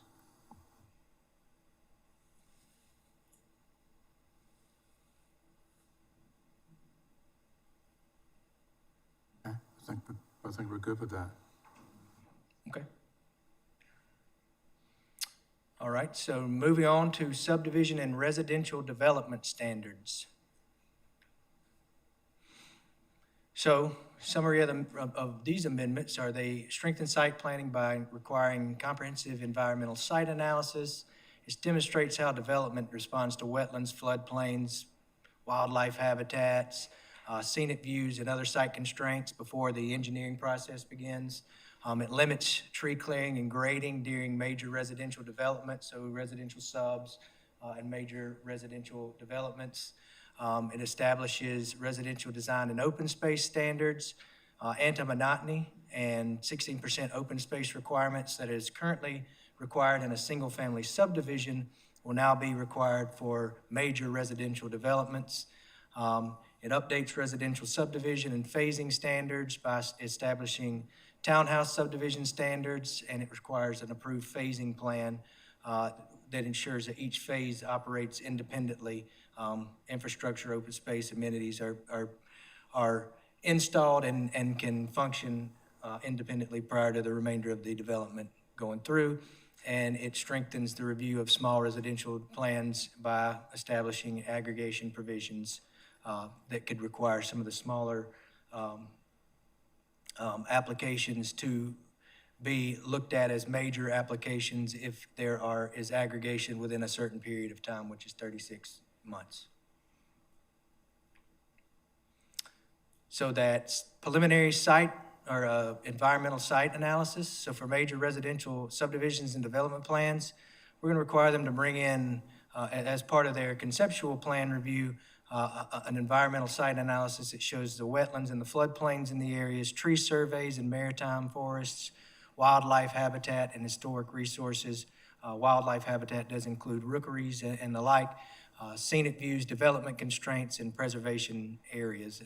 And again, this helps with site planning prior to the engineering being done, and some of that cost burden being on the developer after they've developed plans and then find that there's some environmental site constraints that are on there. So this will all be done at the conceptual level. This limits clearing and grading during major residential subdivisions and development plans. So essentially, when you bring in a residential subdivision, a major residential subdivision plan or residential or major residential development plan, you'll be required to, as part of your phasing, you'll be required to show a phasing plan for your tree removal. So if you want to go in and clear out your roadways and utilities, that'll be your first tranche of removed trees. And then once that is satisfied, then you can go in when your building permits are issued and start removal of trees for the remainder of the development.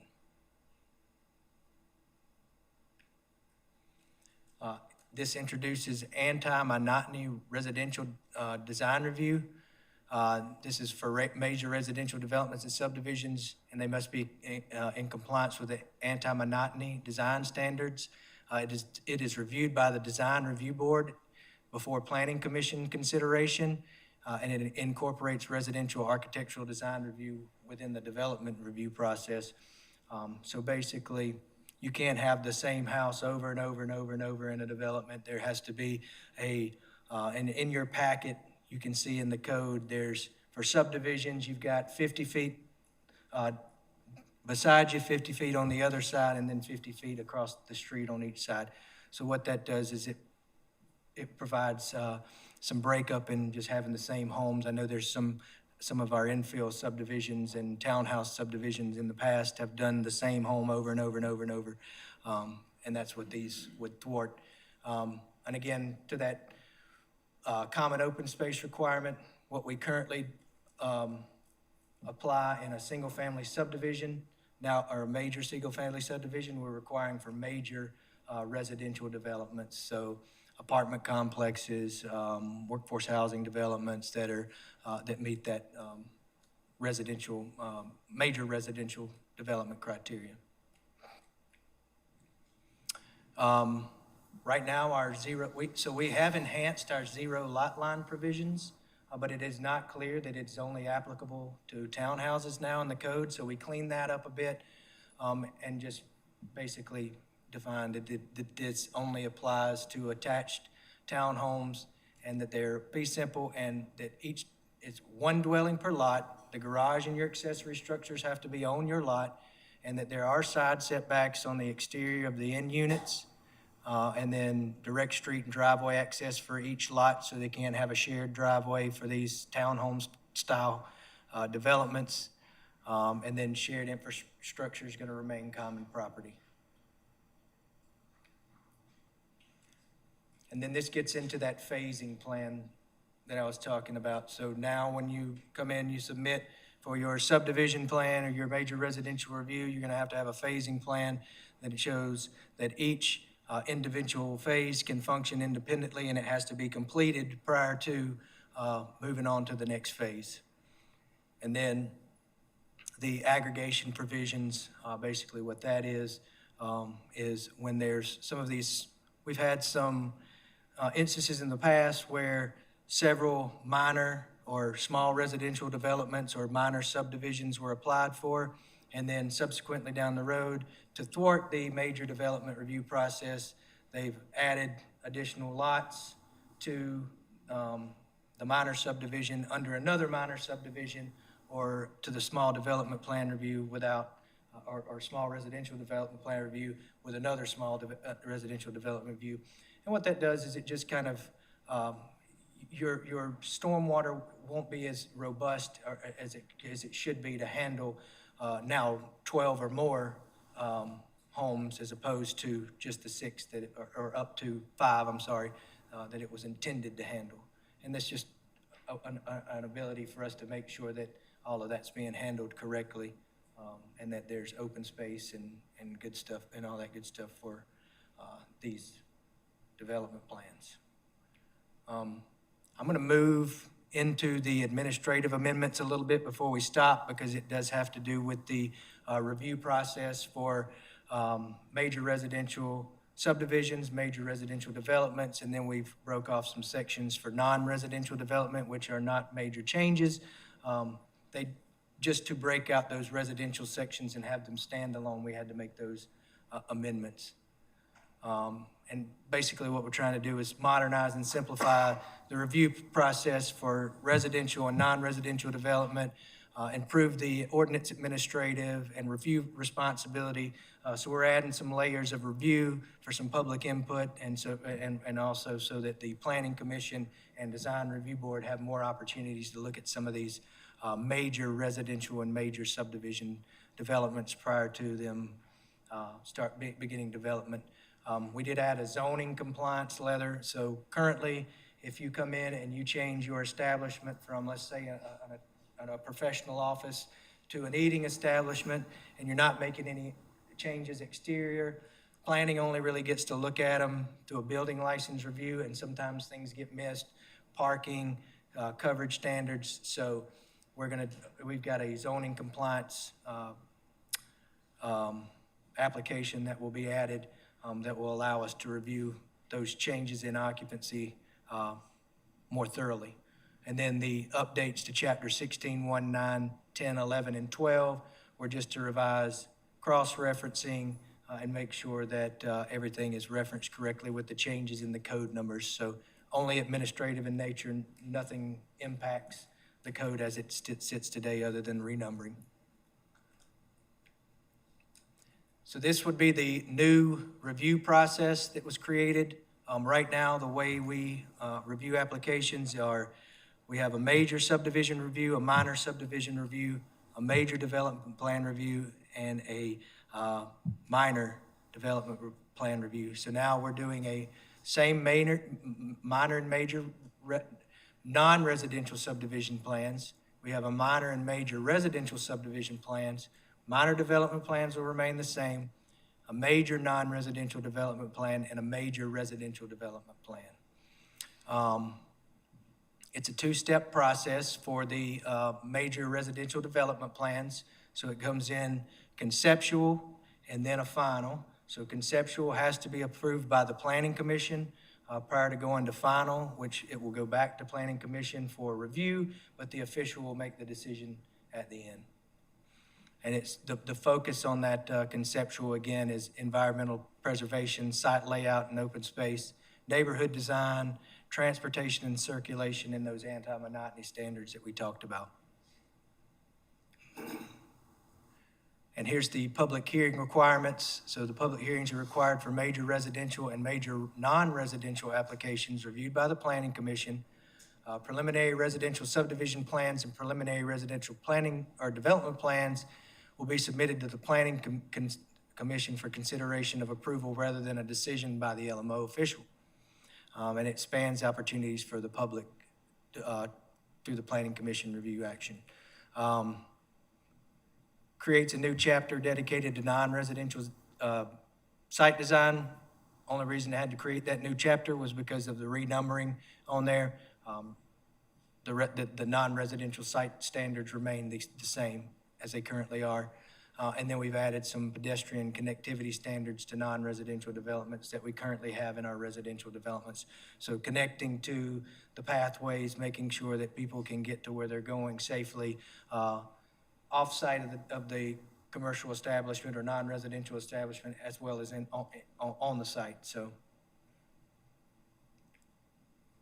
the zoning compliance permit that we talked about, and then the reorganization and renumbering, stormwater management, erosion control, and sediment control standards and flood zone standards. Those moved from Chapter 16.5, which are development and design standards, Chapter 16.6, which are natural resources standards, and then residential and non-residential subdivision reviews.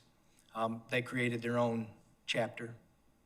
It retains only general subdivision requirements within 16.5, so how you mark your property, monuments and markings, the addressing and lot numbering, so when you get your PIN number, how you address and you number your lots, and then the septic tank lot requirements. And that is the remainder of that portion of the presentation. Okay. Questions on this section? Yes, sir, Mr. Lobar. I drew special notice to the anti-monotony clause in there, and I'd like to know a little bit more about that, because I'm hoping it will prevent, and I know that beauty is in the eye of the beholder, but the neighborhood that has just been added on Jonesville Road as you drive in on the left is about the ugliest thing I've ever seen. The houses there are great big rectangles with they're all the same, and the most distinctive feature on the front of them is the garage door. And they're all the same. And is this trying to address that type of situation? This is exactly to address that type of situation.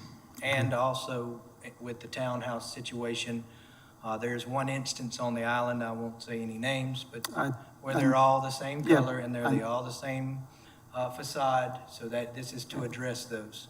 That's down towards Spanish Wells Road, I believe, and I know which one you're speaking of. And yes, those are the types of things I'm hoping this will address and eliminate, so I'm glad to see it. Thank you. Other questions or comments? Yes, Ms. Wright. This is just a comment. I just want to say that the task force has put in place opportunities in terms of application-wise to have someone available to help assist where they need to be assist in those, and also through the design studio, been able to help assist in those areas. So I just want to comment and thank Sharonica for being there and available to do that for anyone that's coming in who need any kind of assistance that may not have the background or the skills to know what their land or their property could be used for in terms of a design perspective, and going to the town without having some kind of plan in their hands. So thank you. Thank you for bringing it up, Ms. Wright. I was thinking the same thing, that we do have the opportunity to do some pre-planning if folks want to do something with their property and don't know which way to go or how it's going to work. We do have some first steps. We are absolutely proud of that work coming from our Gullah Geechee task force with the design studio. Other questions or comments? Okay. Thank you, Mr. Lau. I hope you will be hanging around for us to. Oh, yes. I'm not sure how we want to do this. Karen, do we need to do public comments now before we draft a motion or take the next steps? We have two people that have submitted public comments. I think I would like to hear from them first before we proceed. Chet Williams.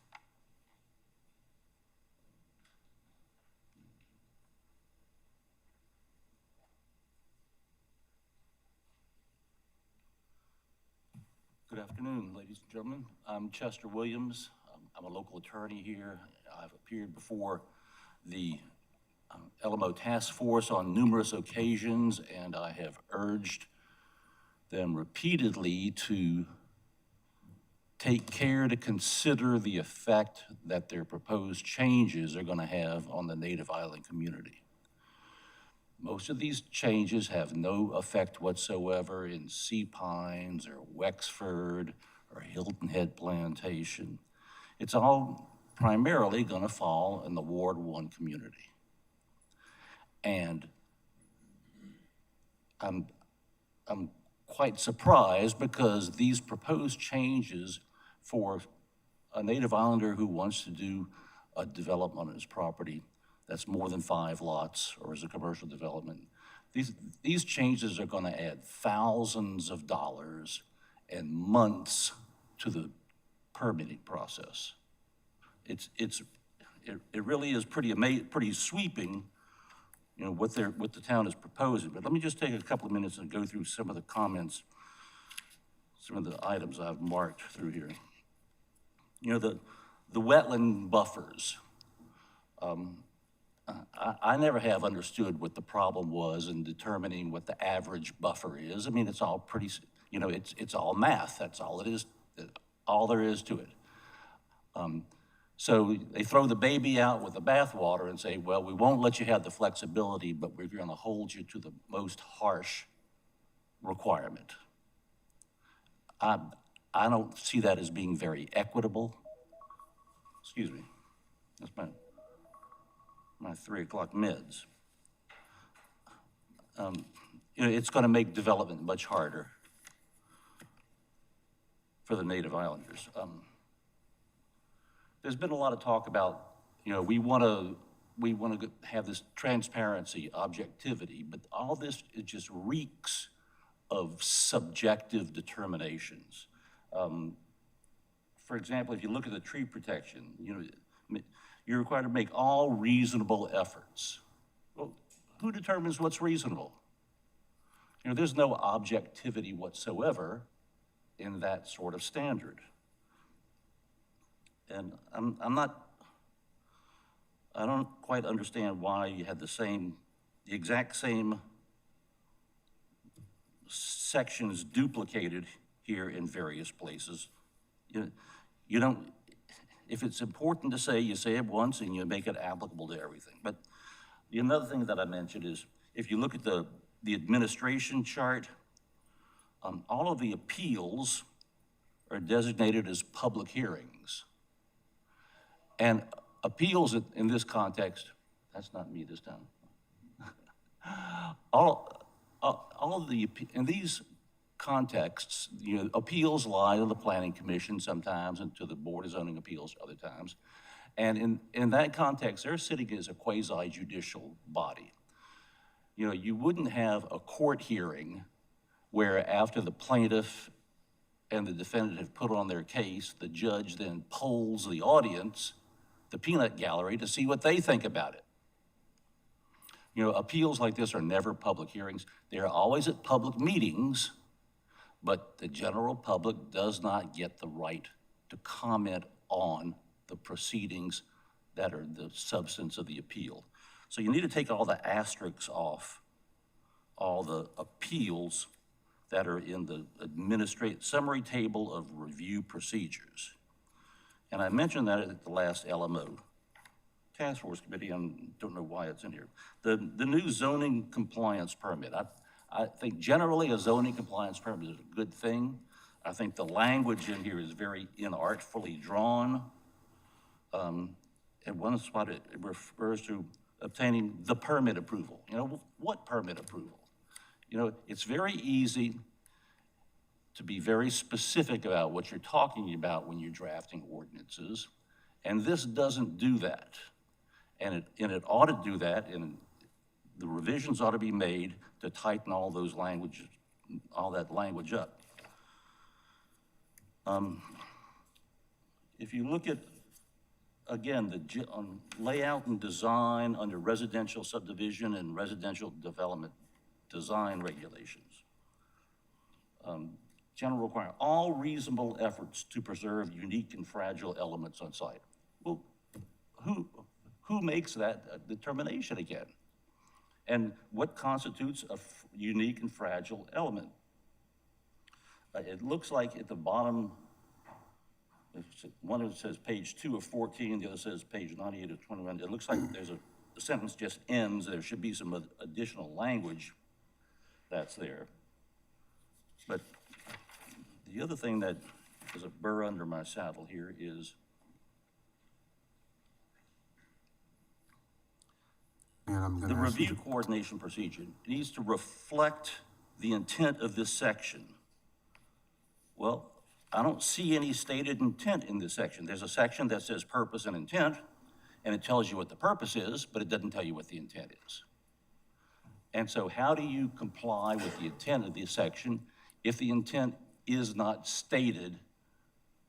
You gotta have a goal to be able to reach there, and it's simply not there.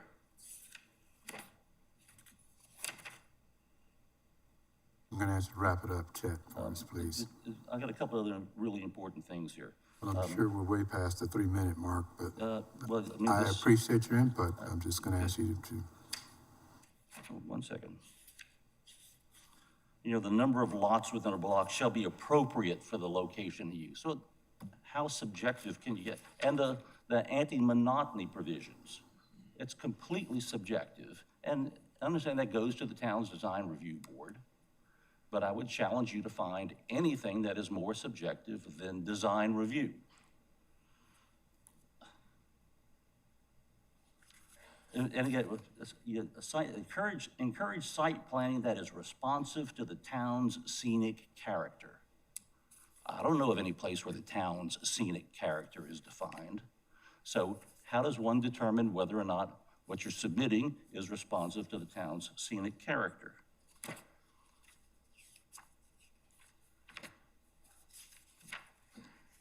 You know, I think Yeah, if you could, I've said all along, you know, I want to see the words. I want to see, and now that I see the words, I'm very disappointed with what the words have to say. I wouldn't send this on to the Planning Commission. I'd send it back to the LMO committee and have them rework it all so it doesn't completely gore the native island community's ox. And it makes sense. Thanks. thank you, Chad. Someone else? Ms. Lola Campbell? Thank you. Okay, that's it? Yes, sir. Okay. Going to bring it back to those of us on the dais here. We've had some discussion. We've had the materials presented to us. And I do appreciate the public comment. Yes, sir, Mr. Leniger. Mr. Chairman, if I could, I'd like, there was a couple of pointed comments in the public comment that I'd like to respond to, just to provide some clarity for you all and also for the public in the audience and those who are watching. There's reference to changes in the process that are going to result in thousands of dollars in additional cost and months of additional process. I disagree with that assessment. The work that's being done to develop a plan is already being done. The way our process is set up, though, an applicant comes in for when they're going to do a major subdivision or a major development plan, the process starts with a pre-application meeting. That's with town staff. The applicant then goes away and develops basically an entire development plan and construction plans, brings it back to us, almost fully designed for construction purposes, and then we are now reviewing it for the very first time in a lot of detail. When that happens, there may be changes, there may be things that don't comply with code that we need to address and that the applicant needs to address. But now the applicant's already invested in tens of thousands and maybe even more of application materials.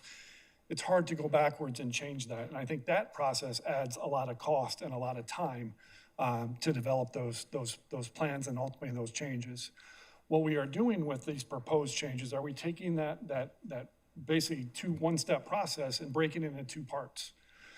Three parts, really. We'll start with the pre-application meeting, which will be a little bit more informed because we're going to have the environmental site analysis where it's a concept where the applicants come in, they've assessed the site, they've identified where the trees are, they've identified where the wetlands are, they've identified where there's development opportunities on the property. So we start from that, we agree on that. The applicant goes away and basically develops a 30% drawing. So they start to lay it out. We can see how it's being laid out. We can understand if there's any zoning issues that exist. We can agree with those, we can disagree with those, and we'll do that with the Planning Commission. The applicant will take that information and go away and go then work on their final development plan and develop that and then develop those construction details based on the understanding that what they put together complies with our code, complies with the requirements that we've put in front of them. So I don't see that adding cost. I also don't see that adding time because we are just we're having some check-ins along the process rather than at the back end where there's potentially significant unraveling of plans that have been fully built. There's some reference to public hearing versus public meeting. I've had that conversation with Mr. Williams before. We'll continue to look into that. Some other things, but then also some reference to subjectivity in the code. It is challenging to provide a code that is completely objective. There are going to be some points in time in writing a code when there are going to be some subjective elements. Mr. Williams is right. In the tree preservation ordinance, it does say use reasonable efforts to preserve trees. Right now, we provide that language. We don't provide any guidance on what reasonable means. As Trey had shared with you earlier, we have provided guidance in those 5 or 6 steps that are identified as far as what is reasonable. Is the tree in a buffer or outside a buffer? Is the tree located in a setback? Is it not located in a setback? Is it going to cause an issue for future development? And that's the reasonableness standard that we can now work from along with that environmental site analysis to come up with solutions. And then certainly design standards. We have done our best to try to make something as seemingly simple as anti-monotony to make it as objective as possible, but there is subjectivity in that review. But we have provided guidance similar to the tree preservation. We have attempted to provide guidance in the code for the DRB and ultimately for the applicant, so that when they are looking at their anti-monotony standards, they have something to base their decisions on. Is it perfect? No, it's not perfect, but is it reasonable? Does it give the applicant an understanding and ultimately the decision makers an understanding of what it is that we're looking for? I believe it does. So I want to make sure that we capture those points. I also do want to correct something that was said earlier about tree preservation, not to go backwards. There was a question about, could you just remove a significant tree on a single family lot? And the answer was, yes, you can just remove a significant tree. We do have those same standards that are in place, that you have to, if the tree's in a buffer, you can't just go remove a tree out of a buffer unless it's dead diseased. So there's those same standards that I just referenced, that Trey referenced, they do apply to single family homes for tree removal. So I just want to make sure that was clear on the record. Okay. Thank you. Thank you. Mr. Chairman, may I respond to that? Yeah, this is from the executive summary on the administration procedures. This is attachment 3.A. I'm reading from page 6 of 8. Environmental site analysis. Preserving or conserving important environmental features should be a critical part of the development process, even more so on many of the remaining parcels. Who owns the remaining parcels? The Native Islanders do. So everybody else has gotten by with one lax set of regulations. Now we're going to tighten up the regulations, and that burden is going to fall disproportionately on the Native Islanders. The process will require attention from the design team and more involvement of environmental specialists. That's what I'm talking about there. When you have to go out and hire these environmental specialists to do these site analyses that aren't otherwise required right now. That's where the additional cost, the additional time is going to come into play. And I think the town is being naive if they think it's not. Anytime you change the regulations, you tighten up the regulations like this, the cost of development is going to go up for the developer. Thanks. Thank you, Chet. Okay, I want to bring it back to my colleagues here. You've heard the presentation, we've had the material presented to us. And just as a point of order, I'd like for someone to give me an explanation of what our next steps can be. I'm sure we have some options here. Either pass it or not pass it, or modify it and pass it, or... So your task is to ultimately make a recommendation to the Planning Commission for consideration of these proposed amendments. To do that, you can do a few different things. One, you could prove it as it's been submitted to you, which includes the 3 additional uses that have been added to the RM4 district. You could choose to pass it with an additional recommendation to say whatever it is that you might be considering. And that'll ultimately, and then you could also, of course, recommend denial to the Planning Commission of these recommendations.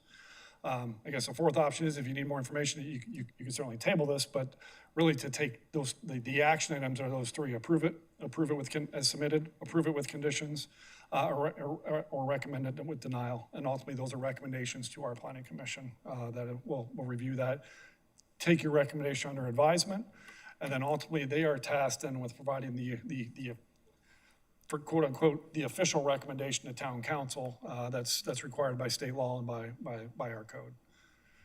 So those are the options that are before you this afternoon. Okay, thank you. Questions, comments? How do we feel about what's been presented to us? Mr. Simmons. Yeah, as I said earlier, I mean, this entire presentation, I have some difficulties with it.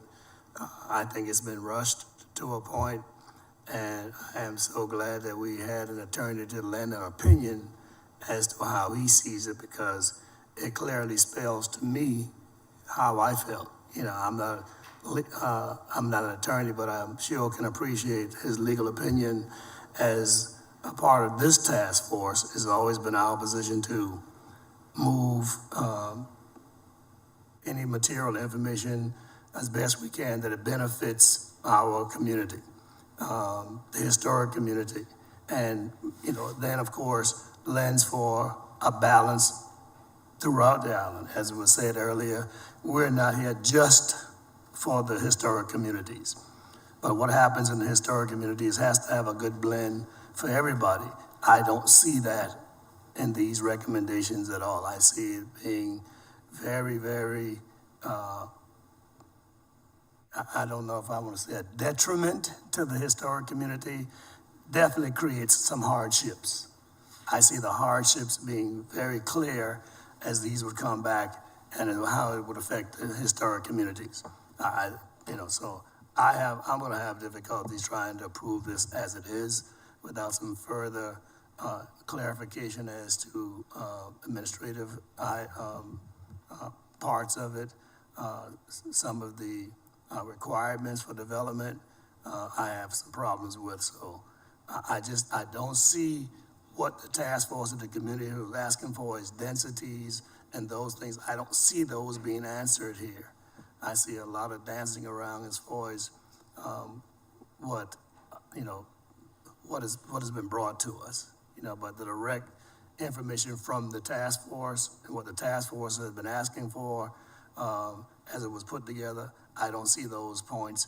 They may come later, as has been said numerous times. I just don't see it. I have difficulties with this presentation myself. Not sure that I could vote for it. Okay. Others? My thoughts are that looking at what has been presented and the work that the task force have put into this, I look at it as is with amendments. I think that there are some things that need to be amended to it. I think that there are things that need to be considered, because if this is going to be the new standard that we are holding everyone to, then it needs to be applied in there. So what we are not seeing is that this is across the board, or if this is like the standard that is going to be happening throughout the island. So I think there is some question there, but I think that the work they've done has been legit. It's just a matter now of, I think that the voices that need to be heard should have some amendments to them. And that's my decision. Do you have any specific revisions to the recommendations? I don't at this time without doing more research on those, but based upon what we have been presented with and the things, so I just want to be more accurate in making sure that what I am looking for an amendment would be definitely something that the community, the Gullah Geechee community, would be in approval with. Okay, thank you. Mr. Malik? Yes, sir. I think I voiced my concerns throughout the meeting today, so I won't be repetitive, but I, for one, would recommend that our vote on these recommendations be no, as a protest vote. And as I mentioned earlier, the town may respond to that. If we just rubber stamp measures to go along and get along, our concerns will continue to be the last addressed, and we will never be taken seriously. Thank you. I think if I were going to add an amendment, my amendment would be something along the line of that we would want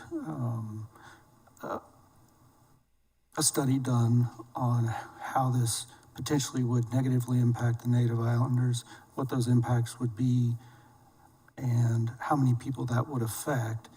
And then is there any way to offset those impacts? And I don't mean offset with payment, I just mean, is there any way to offset that with a change in the rule or what we're looking at? But that would be the type of amendment or additional request that I would see. Okay. I think we've heard from everyone here. Ms. Hewitt, are you still with us? We had Margaret Hewitt, who was joining us remotely. She's still on the line with us? I have to turn on my microphone, but yes, I am. Sorry. Okay. I would certainly like to hear your thoughts, so if you have any questions or comments. Yeah. So my thoughts are, I think a great job has been done with the LMO and the changes that have been presented. I too would like to, a study on the impact of the Native Islanders community would be fantastic. But I don't know if we have time for that. But there is a schedule with this, and we have requirements to get this done. Okay, thank you. Okay, so at this point, then we need to make a motion, and it can be either supported or not supported, or as I understand it, we can ask for more information. So at this time, I would entertain a motion, or I'm happy to make the motion myself. Mr. Chairman, I would make the motion that we vote no on recommending this to go forward to the planning commission. Okay, I have a motion on the floor. I'll second this motion. Okay, we need some discussion, I'm sure. Yes, sir. So Ms. Hewitt? I wanted to ask a question. I did have to multitask for a little bit. I initially had a concern about the workforce development piece. What were the comments around that? Were there any comments around that? The comments were that we leave the workforce housing piece in the RSF4 and take away the bonus density, Okay. which was, Okay. yeah. Okay, thank you. Yes, sir. Mr. Leniger. Point of order, we have a motion and a second on the floor. I need some information, I'm sure. I just want to make sure I understand the motion, because the motion was to not advance this to the planning commission. Did I hear that motion correctly, or was it to advance it with a? That is correct. So you're in a position you're in a position where you're making a recommendation to the planning commission. This will advance to the planning commission. I believe what you're asking the planning commission to do is you're asking the planning commission to deny the recommendations, correct? I'm asking the task force, whatever power we have, to deny or do not recommend sending this forward for some of the reasons that were stated. So Pardon y'all. So the power y'all have is advisory right now. So I guess the difference is the motion as styled was to recommend that it not advance, which is kind of outside the scope of your power. What you can do is recommend denial of these proposed amendments to the Planning Commission because of all the reasons that you've set forth. Does the distinction make sense? It's I guess not within y'all's purview to halt the progress of how this flows just through the LMO and through state code. But y'all are an advisory body who's tasked here with making a recommendation, in your opinion, whether these proposed ordinances should be considered and adopted by the Planning Commission and Town Council ultimately. So again, it would be as I understand it, and from what I've heard today, a motion to recommend denial to the Planning Commission and ultimately to Town Council. I'm sorry, can you repeat that motion for me, please? Sure. I mean, again, it's a little bit of a distinction, but it is a motion to recommend denial of the proposed LMO amendments presented today to the Planning Commission. To go forward to the Planning Commission. Yes, sir.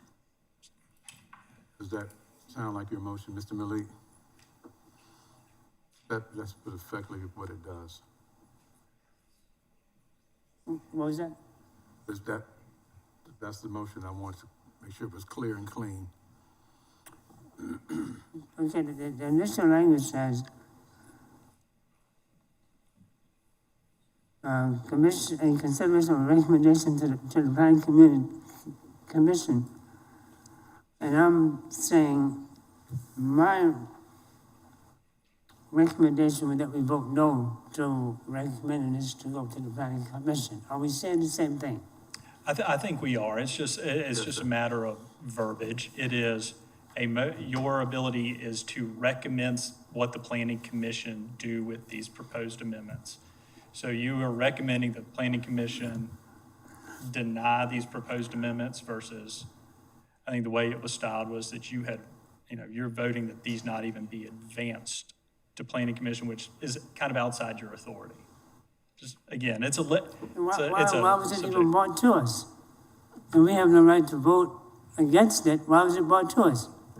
No, it is, again, a recommendation of denial. It is just about, I guess, the authority of an advisory committee. We just wanted to make it clear for the record, so when y'all vote, y'all know exactly what you're voting on, and again, it's abundantly clear for y'all. So one of the options was to request more information too, right? And that was my question. I'm not trying to put words in anyone's mouth, but if the purpose of making the motion the way that you made the motion was to request more information, then yes, that's another option. But I didn't hear that that anyone was looking for more information as part of this in the original motion. And that's what I want to make sure that we understand. If there's something very specific that we want to change in these recommendations, we can do that. Or if we need some more information to make those revisions, we can do that. As I understand the motion now, well, we're saying that we are advising the planning commission not to accept these recommendations and move forward with them. From what I understand from the attorney and from what I know about our Gullah Geechee task force, we don't have the authority that the planning commission has. But as a task force, can we not say we don't recommend this? We can say that to the planning commission. All right, then that's what I wanted to say. All right, we have that motion made by Mr. Malik. Was it second? Yes, I just want to make clear on my second as well, that, clearly, what I understood is that this task force, his motion simply says, we disagree with these recommendations, and we want to send out our disagreement that they move forward, not that we can, if I follow the attorney's rule, is that we disagree, that not that we are trying to tell, I think, and again, I think y'all's intent was clear. I think it was just choice of language, and because this is all recorded for posterity, we want to make sure that we're, just making it clear. Y'all are flying off. I mean, not flying off. Y'all are handling these motions off the cuff. It's easy to. I understand what your intent was. Yes, that you were making this advisory recommendation that these not be approved. Okay. So it feels like the motion is being discussed kind of in reverse. So we're saying that we don't want to move these forward. And again, the distinct difference is that we are an advisory board. So we don't have the authority such as the planning commission does. They can certainly take our advice and consider it, and they can, hopefully they would take that under consideration and hear our voices. From where we sit right now, we can say we need more information or request to send it back to the LMO rewrite task force to try to clean up some of the language that we've heard. As I understand it, motion is still on, you still have a motion. the motion is still on the floor. And I was trying to make sure we understand, make sure I understand what we're saying and what we're prepared to vote on, all right? So that's where we are. Everybody clear on the motion? Okay, any more discussion? You ready for a vote? Okay, if I could get you to repeat your motion for me, Mr. Malik. Again, my recommendation is that we vote no to these recommendations. As I mentioned before, as a symbol of a protest, with the hopes that some attention will be paid to, more attention will be paid to the Gullah Native Island concerns that we have. But simply put, I'm not recommending that we move this forward.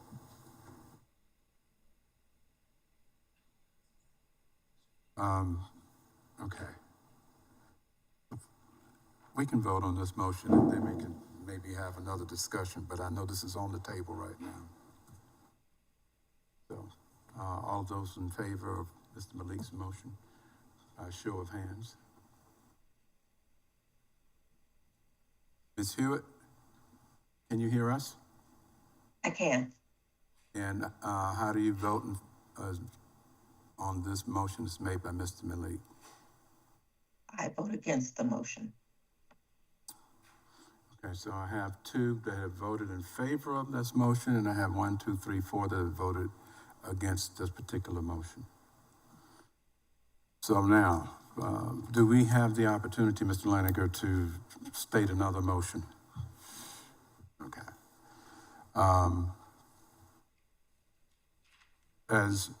Go ahead. If I may, just one personal privilege here. I am here for y'all's benefit, to help y'all make sure that you get the motion that you want. So if you need any help crafting it, more than happy to help you do so. And if there's any help I can do with steering the direction, I'm just going to offer these services. Thank you. Please don't go anywhere. Pardon? I said, please don't go anywhere. I'll be Okay, thank you. Make an attempt. Okay, okay, that's fine. Mr. Lobot. I'm gonna try this. Yeah, recognize you for making it a motion. I'm gonna make a motion that we move this forward to the Planning Commission. However, that we make an additional requirement that we request that a quick study be done on the impact to property owners that might be adversely affected, and how many property owners would be adversely affected. And by adversely affected, I mean their properties potentially might decline in value, or they may have undue expenses maintaining their property moving forward as a result of these motions, and provide that information to the Planning Commission and also back to this board. And then I would also like to suggest, as a point of note, that the town council consider changing, it appears that some of the items that Mr. Malik had expressed a desire to have be priority 1 that have gotten moved to, it appears, priority 2, that maybe council renumber those as priority 1.9. And why do I say 1.9? Because if they're going to be priority 2, let's make them the first on the list of priority 2, because priority 2 is definitely going to have a large number of items in it as well. So that's my motion, which would move this forward with those 2 requests. If we can capture all of that. So that, thank you. Is it Mr. Lobaugh? Is that pronounced correctly? So this is a motion that the proposed amendments be recommended for approval by Planning Commission and ultimately Town Council, with the request that a quick study try to be obtained that examines the economic and other impacts on the Native Islander communities as in response to these amendments, as well as related to the properties that are in the zones we're talking about. And yes, sir. And the town council consider also looking at Mr. Malik's priority sections and adding them as a section 1.9 rather than a section 2. Certainly within your purview. I think that one is a little bit more within your purview of making. Obviously, those are recommendations that you can incorporate as kind of a complicated motion, but I will defer to y'all. But if you would also like, I can try to craft something similar using some comments that perhaps you have and other members of the committee have about what your major concerns are, and see if I can't actually work out a motion based off of the, the feedback that I've heard this afternoon. But I will defer to the chair. We do have a motion pending, so it needs a second. So can we talk about the motion that's been made, because I had another piece to add to that. And I don't object to what you said and Okay. pulling in his comments as well. So as of right now, there should be a consideration of a second, since there's a motion pending. I know, this parliamentary rules. All right. I'll second. I'll second. Margaret Hewitt will second. Thank you, Ms. Hewitt. Mr. Lobaugh has made a motion and Ms. Hewitt has seconded. So now, Mr. So now Stevens, we if can you have a want to add discussion. some discussion and Okay. maybe add something to it, you certainly We are welcome to. talked earlier in the meeting about the workforce housing piece and removing the bonus density if we were going to leave that in there. That would be my recommendation, but I'd like to hear from my colleagues on that piece as well, if that can be added to the motion. That we leave it, I'm just gonna add my two, Workforce housing piece would stay in there, but you would not use the bonus density. my comment on that from my personal view is I don't think it functions as workforce housing if you remove the density bonus. I think there's enough already in these areas that we've talked about that restricts the possibility of it even being used. So I don't know why we would take away the one thing that makes it useful, which is the bonus density. All right, so what, again, in trying to steer it And I from thought Robert's that- rules, Mr. Stevens has effectively offered up what he, a tentative motion to amend the existing motion to add the workforce housing component. If you would like to make that motion, Mr. Stevens, you're certainly welcome to. It'd be a motion to amend to add the workforce housing component into the recommendation, into the pending motion. Again, I'm trying not to, I'm hoping not to overcomplicate things, but that's. And then we can have further discussion about that. well, I mean, he didn't have to accept your amendment, it's his motion.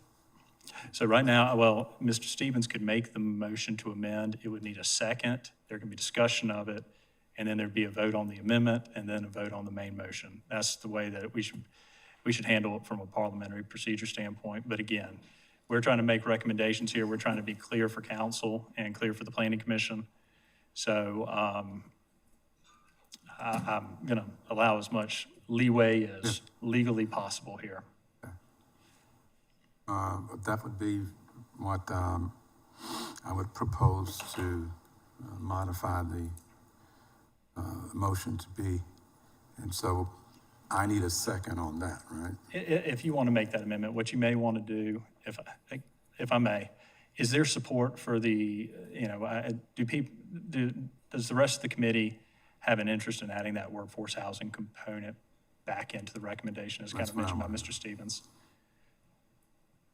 I'm kind of tossing it out there. Just, if I could ask, how would it affect, how would it affect the community if it was or wasn't left in? If it was left in or taken out, what would be the effects to the property owner? I'm going to defer to staff on this one. Really, I'm trying to get to the best answer that we can get. I appreciate your legal advice. So what the discussion was earlier was that in the Jonesville area, there was not much opportunity for workforce housing. It was difficult and challenging to do. There was only probably a couple of pieces down there that would come close to it. The other ones either were touching one of the waterways or it just doesn't make sense to me. It's not something that we've used in the past before, and I just thought it was a good item actually to take out. But the way to try to leave it in there and just say, okay, without affecting the character of that neighborhood, is to take away the bonus density. And that's the advice I received. Yes, sir. I would just add a comment that instead of changing the density, why don't we just recommend we take it out completely? Because it's not really gonna function without the bonus density, so why jump through hoops and change it? Let's recommend that we just remove that completely, the workforce housing. I'm okay with that. What do others think? how will it affect that, potentially affect a person's value of the land? That question still hadn't been made clear to me. I'm not sure I understand the question. If we take out the workforce housing component,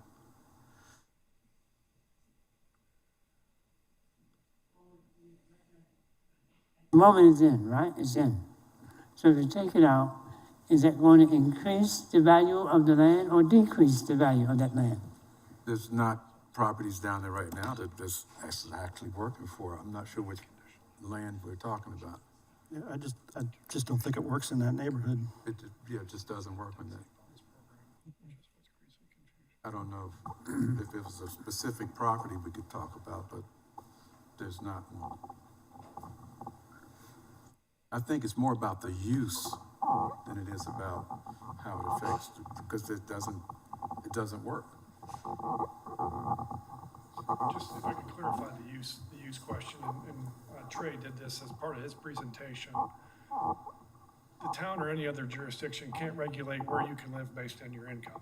So if somebody wants to come in and build a single-family neighborhood and sell one house, all the houses, to individuals or families making a certain level of income, and then whether that's workforce house or not, there is nothing prohibiting somebody from doing that in zoning ordinances. What this is and we have unfortunately taken a density bonus program, an incentive program, and we've commingled that into our use chart. And so the reason it shows up in the use chart is to show what areas of the town where the town's workforce housing program is applicable. And that's why you see the PC in the table. That means permitted conditionally. And so it's permitted conditionally because there's certain standards that have to be met, certain requirements that have to be met, whether they're locational, whether it's the amount of workforce housing that's provided, in order to qualify for a density bonus or qualify for some type of incentive that's built into our code. So whether you leave the PC in there, whether you take it away, whether you leave the density bonus in there, at the end of the day, workforce housing is always permitted in any district, in any community in this country, not just here in Hilton Head Island. So, I mean, to Mr. Lobau's point, even if we left it in there, it's really not effective. I mean, there's not a way to do it. Not easily. It's not easily done. It's not that it's not impossible. It's just you'd have to combine properties. You have to consider how you split properties. There's some work to be done to establish. So let me make sure I understand. Mr. Malik, that is your question. Would you feel better if it was left in there? I would feel better if it's left in there. Okay, I'm okay with that. I don't know that it's ever going to work. Maybe it will. But I withdraw my revision to the motion. Okay. And again, so we have Mr. Lobau's motion. It's pending. Again, this is about, I'm going to try to summarize because again, this is a long meeting. And this is, I'm mentioned this, I'm new to here. I'm new to Hilton Head, I'm new to how y'all do business, and new to the LMO to a certain extent. But, what was presented as your priority amendments were really about 5 of them. They were the tree standards, the wetland standards, the RSF4 Jonesville standards, you had the Bradley Circle standards, and then I'm just going to categorize the administrative proposed revisions. I'm not going to try to put words in your mouth, but it seems that from what I've heard today, the majority of the concerns are not on Bradley Circle. They're not on the wetlands or the tree standards, but really it's on that Jonesville zoning district. Am I correct in assuming that? Again, I don't want to try to put words in your mouth. I'm just trying to clarify what the major concerns are, so that because staff's job is to try to figure out how to reflect your desires, the community's desires, task force, everybody, and try to come up with a cohesive ordinance that is applicable in the town. So again, trying to clarify what your major concerns are is an essential component here. Yeah. So as I understand it, even in Mr. Lobau's motion, and from some of the comments we heard earlier, we're questioning how it's going to impact the Native Islanders and the property use in our historic neighborhoods. Okay. And that was also a part of discussion about some of the language that was used, but I think that you can help me clean this up. But I think that was a part of what Mr. Lowball was saying. We moved these forward with the provision that Planning Commission or whoever the next step is, take into consideration some of the comments that we've made. That we'd like to see that study done, as if there's a study that can be done that shows the impact. And also if, well, we took out the piece with the workforce housing, so that would be my revision to that. Am I getting that mostly right? Are my associates clear on what the motion is? And you can, I'm fine if you want to restate that or clean it up or please whatever. do. And if, Mr. Laminger has a few questions for y'all. While he does that, I'm going to try to rewrite that motion so we can read. Okay. I have a question about the study that's been suggested. Trey had shared with you a number of things where we looked at what the impacts are to the existing uses that are in the proper, or in the Jonesville area, the Bradley Circle, and the same in the Bradley Circle area, which it's all single family at this point. We shared with you the density studies. We've shared with you some other information that studies those impacts from a zoning district. I'm looking for some clarity as to what additional information you're looking for from a study. If we've looked at uses, we've looked at density, we've looked at those impacts from that standpoint. The other things that we have talked about apply equally across the entire island, as far as process changes, as far as providing some additional clarity to our tree preservation regulations, as far as how do we manage significant trees. Same thing with wetland buffers. I don't know how to, I'm trying to understand how to, if one, I think someone asked a question, is this study even possible? Because there was a similar question that was asked at the Alamo Task Force about what's the impact, what's the financial impact, and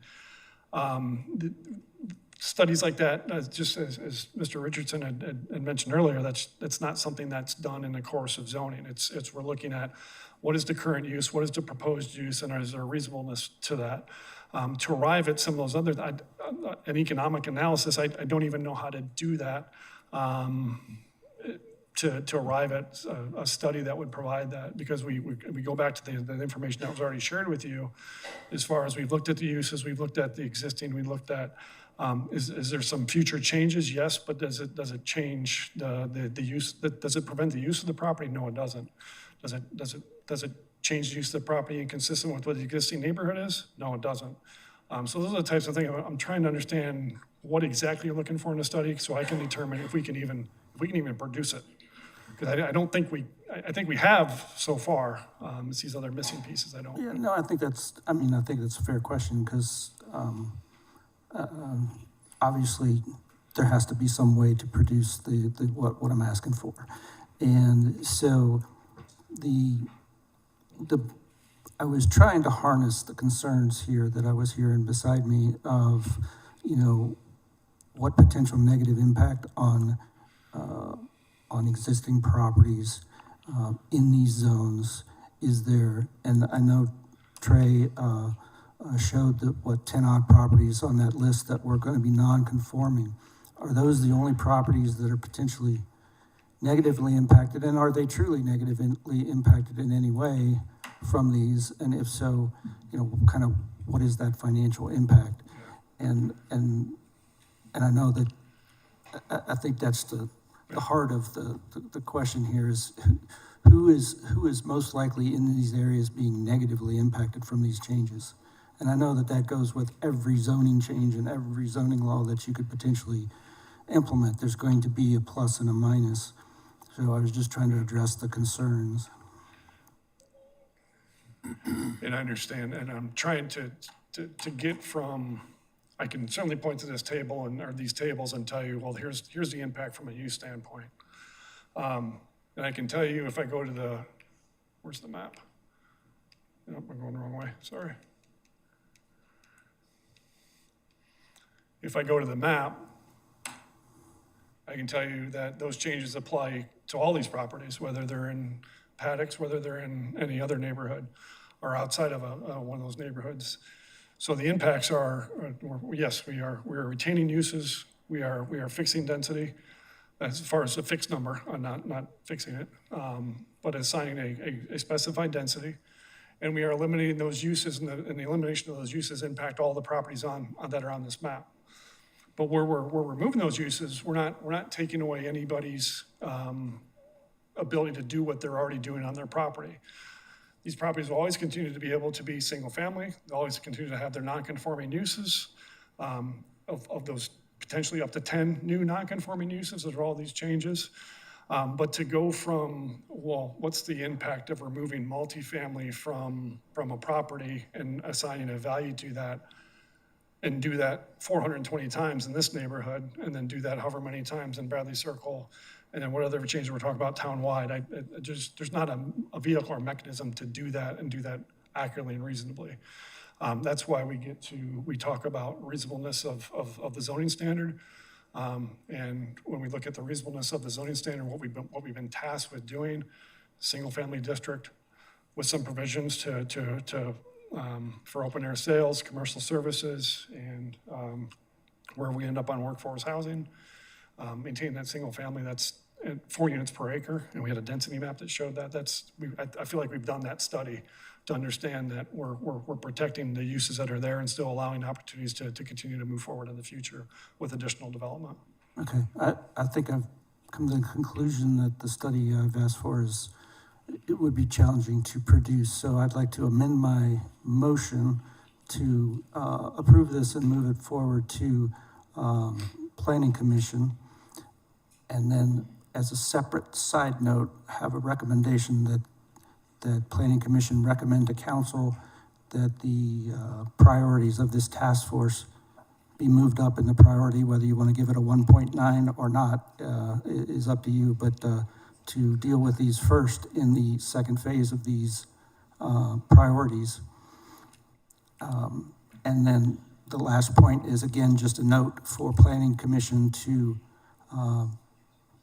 read the minutes or watch the video of this meeting prior to their own deliberations. And Ms. Hewitt would have to. Okay. So the original motion was the motion to recommend approval of the proposed priority 1 amendments, but subject to the following considerations, and I'm just going to abbreviate the study that Mr. Lobaugh has discussed here today, that evaluated the economic impact of the proposed amendments to the landowners within the communities, or this committee's purview. And then 2, for town council to consider prioritizing the concerns raised by the committee member, Mr. Abdul Malik, in an earlier meeting, and move those up to not even, an expedited priority of 1.9. That has been seconded. Now there is a motion to amend by Mr. Lobaugh, and that is to remove those as, I would say, for lack of a better term, conditions of approval. And so, but to have it as a motion to recommend the approval of the proposed priority 1 amendments with the additional consideration that town council consider prioritizing the concerns raised by committee member Mr. Abdul Malik earlier I just understand it as an earlier meeting, and to move those up to a 1.9 to just kind of give some color to what the request is. So that would need a second and a vote. I believe Ms. Hewitt had second. This would be a motion to amend, would need a second. I see. I second. Okay. Ms. Hewitt has second again. All right, perfect. Mr. Chairman, I think you can call that amendment to a vote, and then we will vote on the complete amended motion. Does that make sense? Yes. Okay. So we're calling the vote on the revision to this amendment, to his motion. Let me just ask one question, if I may. With respect to the language that Attorney Williams presented about the ambiguity of certain words in the policies, will that be addressed? Not unless one of us bring it forward. then I would like to bring that forward as a motion that ambiguous language related to the policy be made clearer. I think you're gonna have to really drill down on whatever all of that language was. He can tell you. And I'm not trying to direct, I can't make decisions for y'all or try to direct y'all in any way. What I do, I want to make sure that we're not getting too much into the weeds and missing Absolutely. the recommendation of the tone and the tenor of the approval. That's really, planning commission, staff, and town council can get into, and I would expect would get into the wordsmithing of looking at those issues. They have been raised by Mr. Williams. I would encourage staff to look at those as they go through it and the task force. Again, if you think it needs to be a recommendation from y'all, I'm not going to stop you from doing so, but we do have a motion to amend that is being considered, and I think that needs to be voted on first, and then we can consider the others. So we're voting on the amendment to the motion made by Mr. Loba. Okay? Everybody clear on that? On the amendment that he changed his motion, his original motion. So basically, you're voting on the removal of the study as a consideration in the recommendation. That's what we're voting on right now. Not his main motion. Not the main motion. That'll be next. Revising his motion, that's what we're voting on. Okay? All right, all those in favor? Change his motion. Okay. Okay. Ms. Hewitt? Aye. I'm in favor. She votes in the affirmative of changing that motion. Okay, now if you can go back and repeat the motion for us. And so now the main motion, which is the main reason y'all are here today. So this is the motion to recommend approval of the proposed priority one amendments to planning commission, who will then make the motion to town council. But subject to the consideration that town council consider prioritizing those concerns raised by Mr. Abdul Malik in an earlier meeting to a priority 1.9. So it's basically a motion to recommend approval, but providing the guidance to town council that in this committee's opinion, those earlier priority considerations raised by Mr. Abdul Malik need to be moved up to the forefront. Okay, do we understand the motion? Yes. Okay.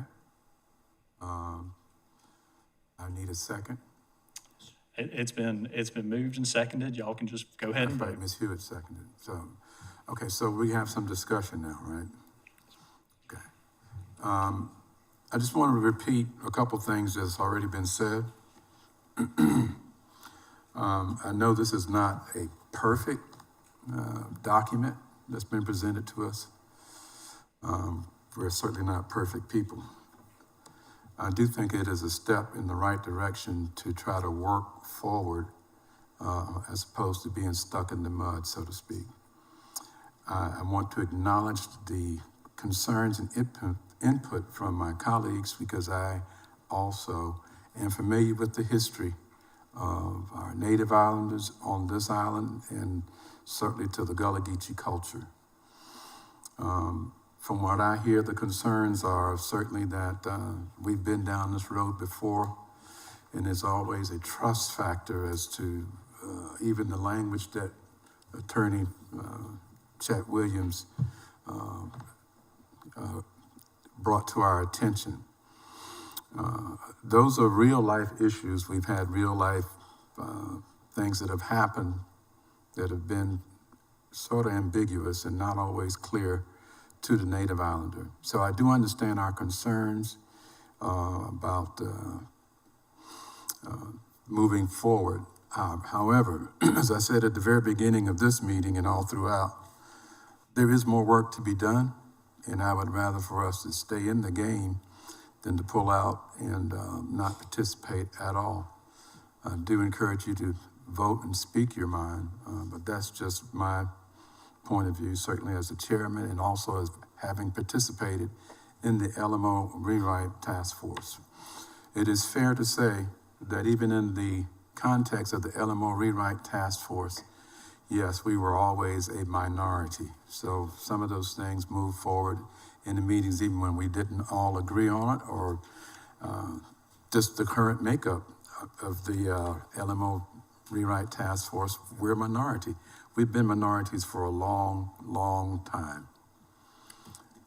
That being said, again, I do feel like we're making some progress, whether it had been forced through protests or some other actions of the town. And that maybe need to be said for those of us who are new to the community or new to the process or new to the town staff. As the attorney had mentioned, and I'm sure Mr. Lau has probably learned a lot in this process as well. For those of us who've been here for as long as we've been here and certainly working on our Gullah Geechee task force, we know what those concerns feel like, and we know real life situations where people have been affected. So to your point, Mr. Loba, yes, it's hard to assess probably from the town what's been done, the damage that's been done to property owners or residents here on the island. I don't know if that's written anywhere, but we know firsthand of some of the atrocities that's happened. And some of them actually, and I have to say this for the record, have actually been created by the town. Some of the greatest land loss that we've had out of our native island community has been to the town, for better or for worse. Sometimes it was just sold, sometimes it was through a third party. And again, that just creates a lot of mistrust in our community and certainly with our town government. Going forward, yes, with this Gullah Geechee Task Force, I feel like we've made some significant progress with adding staff. And again, Ms. Sharonica Stewart Gavin has been a bright light for us with our design studio and other recommendations on what came out of the Walker Collaborative Report. Many of those priorities have been addressed. Have they been completed? No, they have not been completed. Are they perfect? No, they're not perfect. Just like these recommendations that we have before us now are not perfect, and we will continue to work on them. I think we've stopped using the term of low-hanging fruit because there's nothing simple in today's world. Certainly thinking about the tree protection and the wetlands, I know that as a part of our Gullah Geechee culture, we have the same concerns for our natural resources too. So it's not just about impacting how somebody uses their property, but we also want to be good stewards of the land that we live on. And it'll be ever changing with every rainstorm and every hurricane that we have. We realize that that's going to change. So I'm just encouraging my colleagues that, again, it may not be a perfect document, may not be a perfect motion, but I'd encourage us to keep moving forward, and that's just my opinion. Anyone else? Okay, so are we ready for a vote?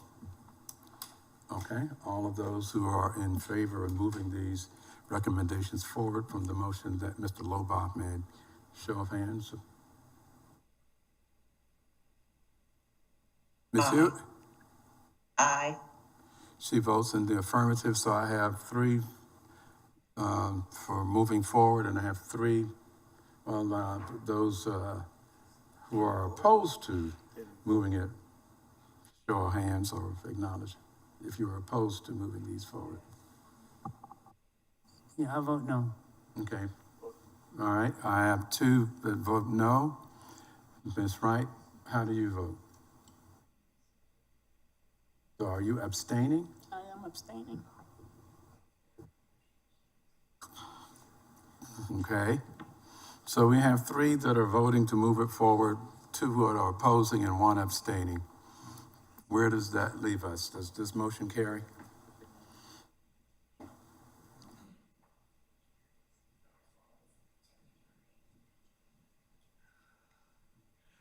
Well, this is a little bit, again, unusual. It's 6 members. You have failed to have a majority here because only three have voted in favor, and you have 2 against and 1 abstention. I would encourage Ms. Wright, if possible, can't force you to do anything, but if you could vote one way or another, I think it would benefit the community and benefit this committee to have some sort of opinion one way or another.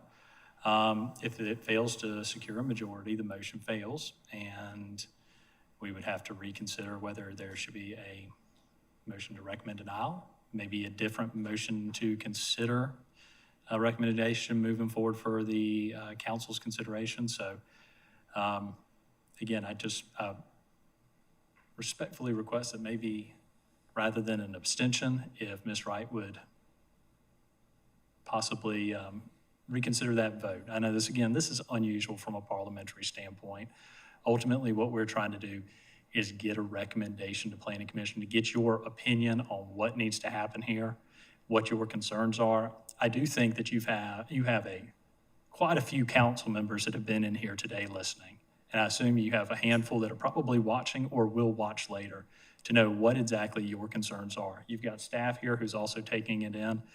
But, Mr. Chairman, your words were well heeded. There is a reason that you have the concerns that you do. And so certainly, again, not trying to push you in any way, but we do need a final decision one way or another here today. So as to whether y'all want to make this recommendation to move forward or not. Okay, so at the advice of our counsel, Ms. Wright, are you willing to reconsider your vote one way or another? Mr. Chairman, if I may.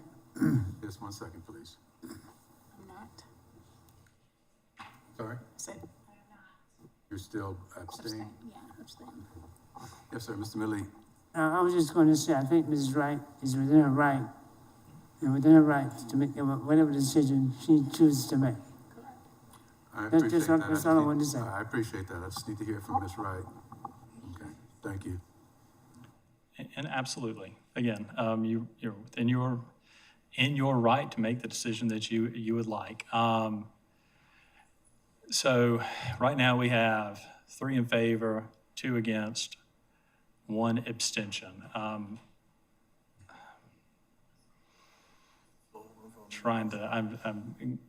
This is an issue I've not faced before, so I'm going through Robert's rules to try to think if that actually could carry. Like, if you'll give me 1 moment. Go ahead, Judge.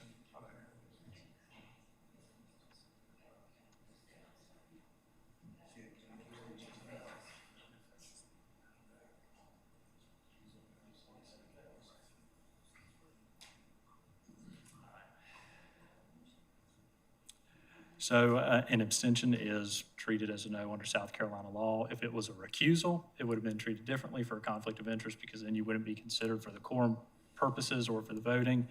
But because it's 3 in favor out of 6, the motion fails for lack of a majority. So you can consider a new motion.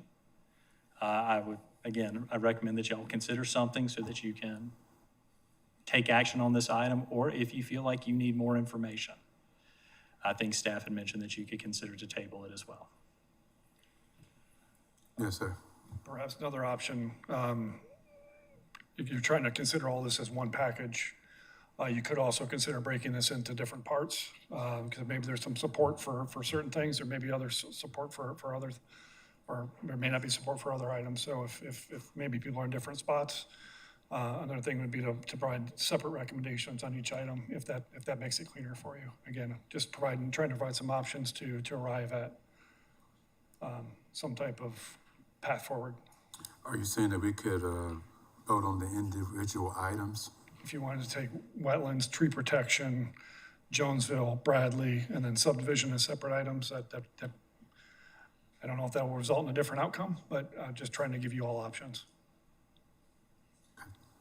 Chairman, Yes, sir. I believe I would be willing to try my hand at a motion if we're at this point once again. Okay. I'd make a motion that we send these recommendations back to the task force for them to reconsider the suggestions and the points of contention as they were expressed here today. I think those points are clearly in the minutes, and I would ask that they reconsider their recommendations or look at rewriting them to some degree? I'm not sure that we can send them back. Well, I mean, The task that we have before us is to send them forward to the planning commission. Yeah, the task force had provided a recommendation to the planning commission as part of the planning commission process. You're advisory to the planning commission. So referring something back is not something that's within your purview or your authority. So it is, whatever recommendation would be provided to the planning commission. And I guess potentially. I withdraw the motion as stated, and I'll try to rephrase that. I make a motion that we not accept these recommendations and let them move forward as they will. Is that? That's similar to the motion that was made by Mr. Malik. So I feel like we're kind of going in circles here. Well, Mr. Chairman, I only say that simply because we can't stop this recommendations from going to the planning commission. They only go forward with how we feel and how we see it. So it's going to go to the planning commission no matter how we vote here today, unless I have that wrong. Mr. Attorney, is that correct? You're correct. I mean, this is, your group is advisory. You are to make a recommendation that either these text amendments be recommended for approval to the planning commission, they be recommended for denial, or that certain ones be recommended for approval and certain ones be recommended for denial. So it's going to go to the planning commission eventually, whether you recommend approval or denial. It just is, they want town staff, town council, planning commission want your opinion on what the concerns were. Again, I think through this discussion, a lot of those current concerns have come to light, but we ultimately need to wrap up the business item of the agenda with a motion that is adopted by a majority or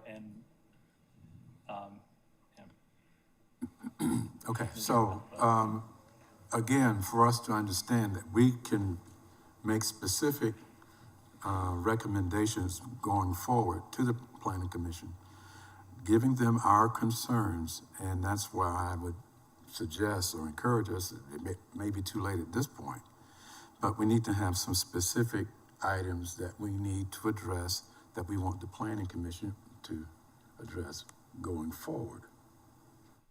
So if we say we don't want to move these forward today, I'm not sure from what I'm hearing that that's an option. What I do understand is that we have an opportunity to, make some suggestions to the planning commissions that they consider our points. But I think it's somewhat unfair, given that the other movie committees have worked on this for, 4 months? And then we've had it for, a week and a half? That to me is kind of unfair. I'm sorry, I have to comment on that. It's been public meetings. And certainly, As a group. I understand that. And we've had public meetings, and certainly as a part of this task force, we just have to be more engaged. It has not been kept from us as a group. So the meetings and the information has been available. Yeah, and I have to say that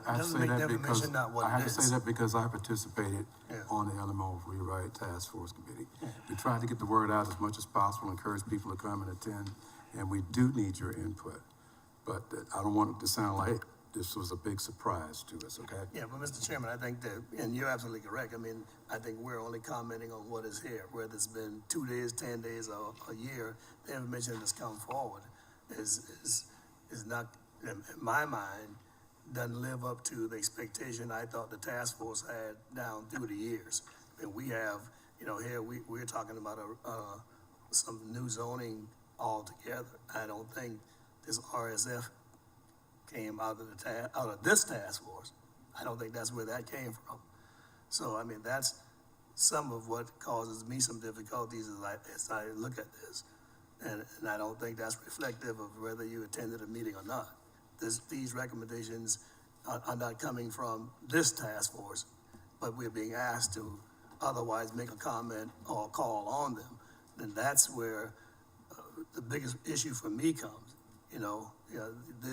This now it seems as though, well, you guys have been floating around and what y'all been saying is not a priority anymore. So, but we have something that we want you to now consider and give your blessings to.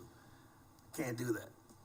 I'm not sure that I agree with that, Mr. Simmons. Again, I appreciate Mr. Chairman, your, you're entitled to your opinion now. You're entitled to what you agree. yeah, I'd just like to respond. I'd just like to And respond. and that's fine. Mr. May I? Oh, Ms. Wright, I apologize. Mr. Chairman, am I correct that we had a motion on this and it was decided and a decision was made based upon there were three? Two said no and one was sustained. I thought it was I think Mr. completed. Simmons attempted to make Was that not another completed? motion. I think And Mr. and I Simmons, withdrew that he one withdrew simply one. because it did not meet the standard of what we are actually tasked to do. So I withdrew that motion, and I thought I would have made it to otherwise, but at this point, I yield back to Ms. Johnson. I'd like to finish my comment, please. I think that what's missing here, or the perspective that we're missing here, is that it's not that this was thrown at us and, now they want our approval for these priorities. I think it was in consideration of saying, yes, let's run it by the Gullah Geechee, task force for some advice or input. I don't know, maybe it could have gone without even coming by this group. It could have gone straight to the Planning Commission. The consideration was for us to have some eyes on it, and here we are now with an opportunity to make some recommendations or revise what we have in front of us. I don't think we can stop the process. And you guys, we know this historically. I mean, we have to work with the hand that we're dealt with. We can say no, but it's still going on. The process is going on. I'm just encouraging us to work the process as opposed to saying, I don't want to play the game anymore. Mr. Chairman, can I ask if that be the case, I mean, can we ask for more time that we might look at this and we can come back with some more intelligent recommendations as we may see them? I mean, if that's the case, I agree with you wholeheartedly. And if we can ask for more time to look at these and come up with some intelligent recommendations, because, clearly I don't think that, even though we've had this information now for several weeks, it was available to us, still. Okay, okay. I hear the question. I think I want to allow Mr. Lenniger to answer the question. Certainly. However, I ask what it is, please give us direction so that we can be successful when we come back. If it is that you need more time, you need more information. As I shared before, we talked about doing a study, and we talked about the study, and we provided information. If there's some specific things that you're looking for us to provide as we come back, Well, I think there have been, we have enough studies, as everybody know, who's been a part of this for quite some time. I mean, we have studies that tells us here, there, and everywhere around the world and back again. So another study is something we probably do not need based on the studies we have at hand. Yeah. Especially that speaks to this task force. I think any number of studies you could pick up, as you all know, that speaks directly to the concerns of this task force. It speaks very loudly to that.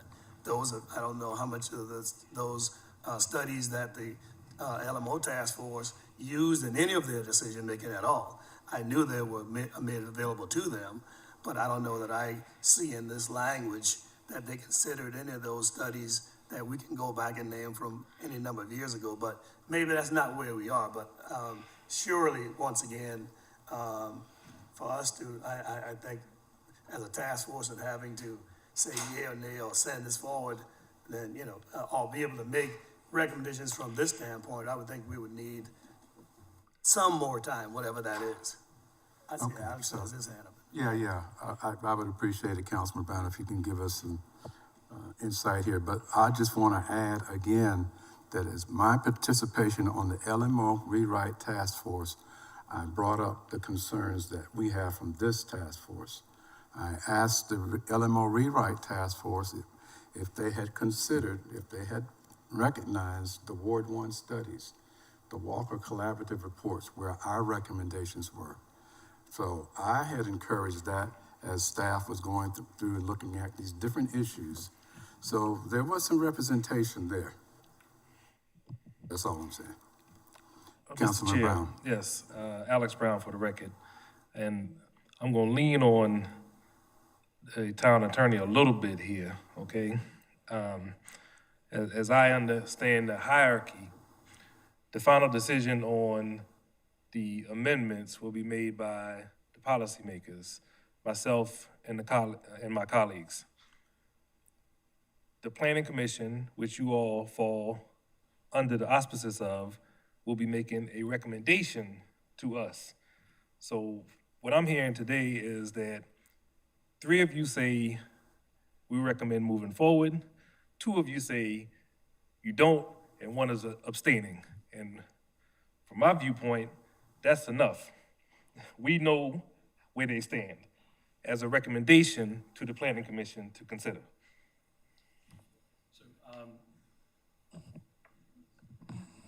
I think what y'all have heard there is that Councilman Brown is recognizing and, stating very clearly that he has heard what you've had to say, and that you have a number of council members in here who, the motion's not going to dictate necessarily what your recommendation is or how it's perceived by council one way or another. But to wrap this up, and to be mindful of the public's time, council's time, and all the staff here, and your time as well, what I might recommend is a little bit unusual, but basically a motion to recommend effectively a non-committal response. That y'all could not reach a consensus on whether to make a recommendation. So therefore, you are you're recommending that it proceed to Planning Commission without a yes or no recommendation from you. So again, it's a little bit unusual. That's just to kind of close that loophole, because under the town code, it needs to come through y'all. And then ultimately, again, state law requires Planning Commission to do it and review it before it goes to town council. So if y'all are interested, it would be a motion to recommend or to advance this to Planning Commission without this committee's recommendation. Because you could not. Without this committee's approval? Well, without the committee's positive or, without a recommendation to approve or deny from y'all. To basically effectively to say we can't. From y'all, that you can't reach a consensus. So it's now on Planning Commission. You're basically passing it along to Planning Commission, that it's in the minutes and in the record that y'all couldn't reach a consensus on this, a majority vote. Does that make sense to everybody? Everybody understand? Doesn't our vote already show that? Well, it does, but this is just kind of to close the discussion. So it's, again, we're just wanting to close that discussion so that there's at least a vote that received the majority approval here, one way or another. Certainly your comments, everything that you put on the record today is something that will be considered by Planning Commission and Town Council as it moves forward.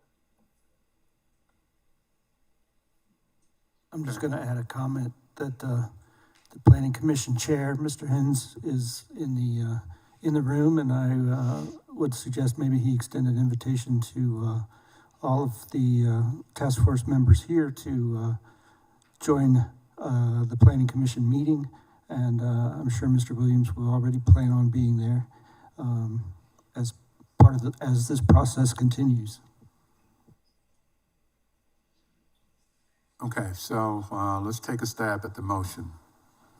Yeah, it's just a motion to allow the priority 1 LMO amendments to advance to Planning Commission without a recommendation from the committee is effectively what you're going to ask. And if y'all are okay with that, I could say someone just say so moved, and then if we can get a second. So moved. I second it. Any discussion and then Any further discussion?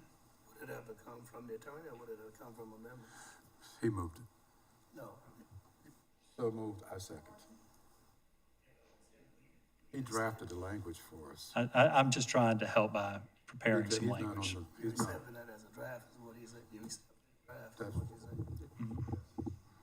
Yeah, basically, I can restate it, that we are going to move this to planning commission, with the, understanding that we have not made any specific recommendation for or against the document as it stands.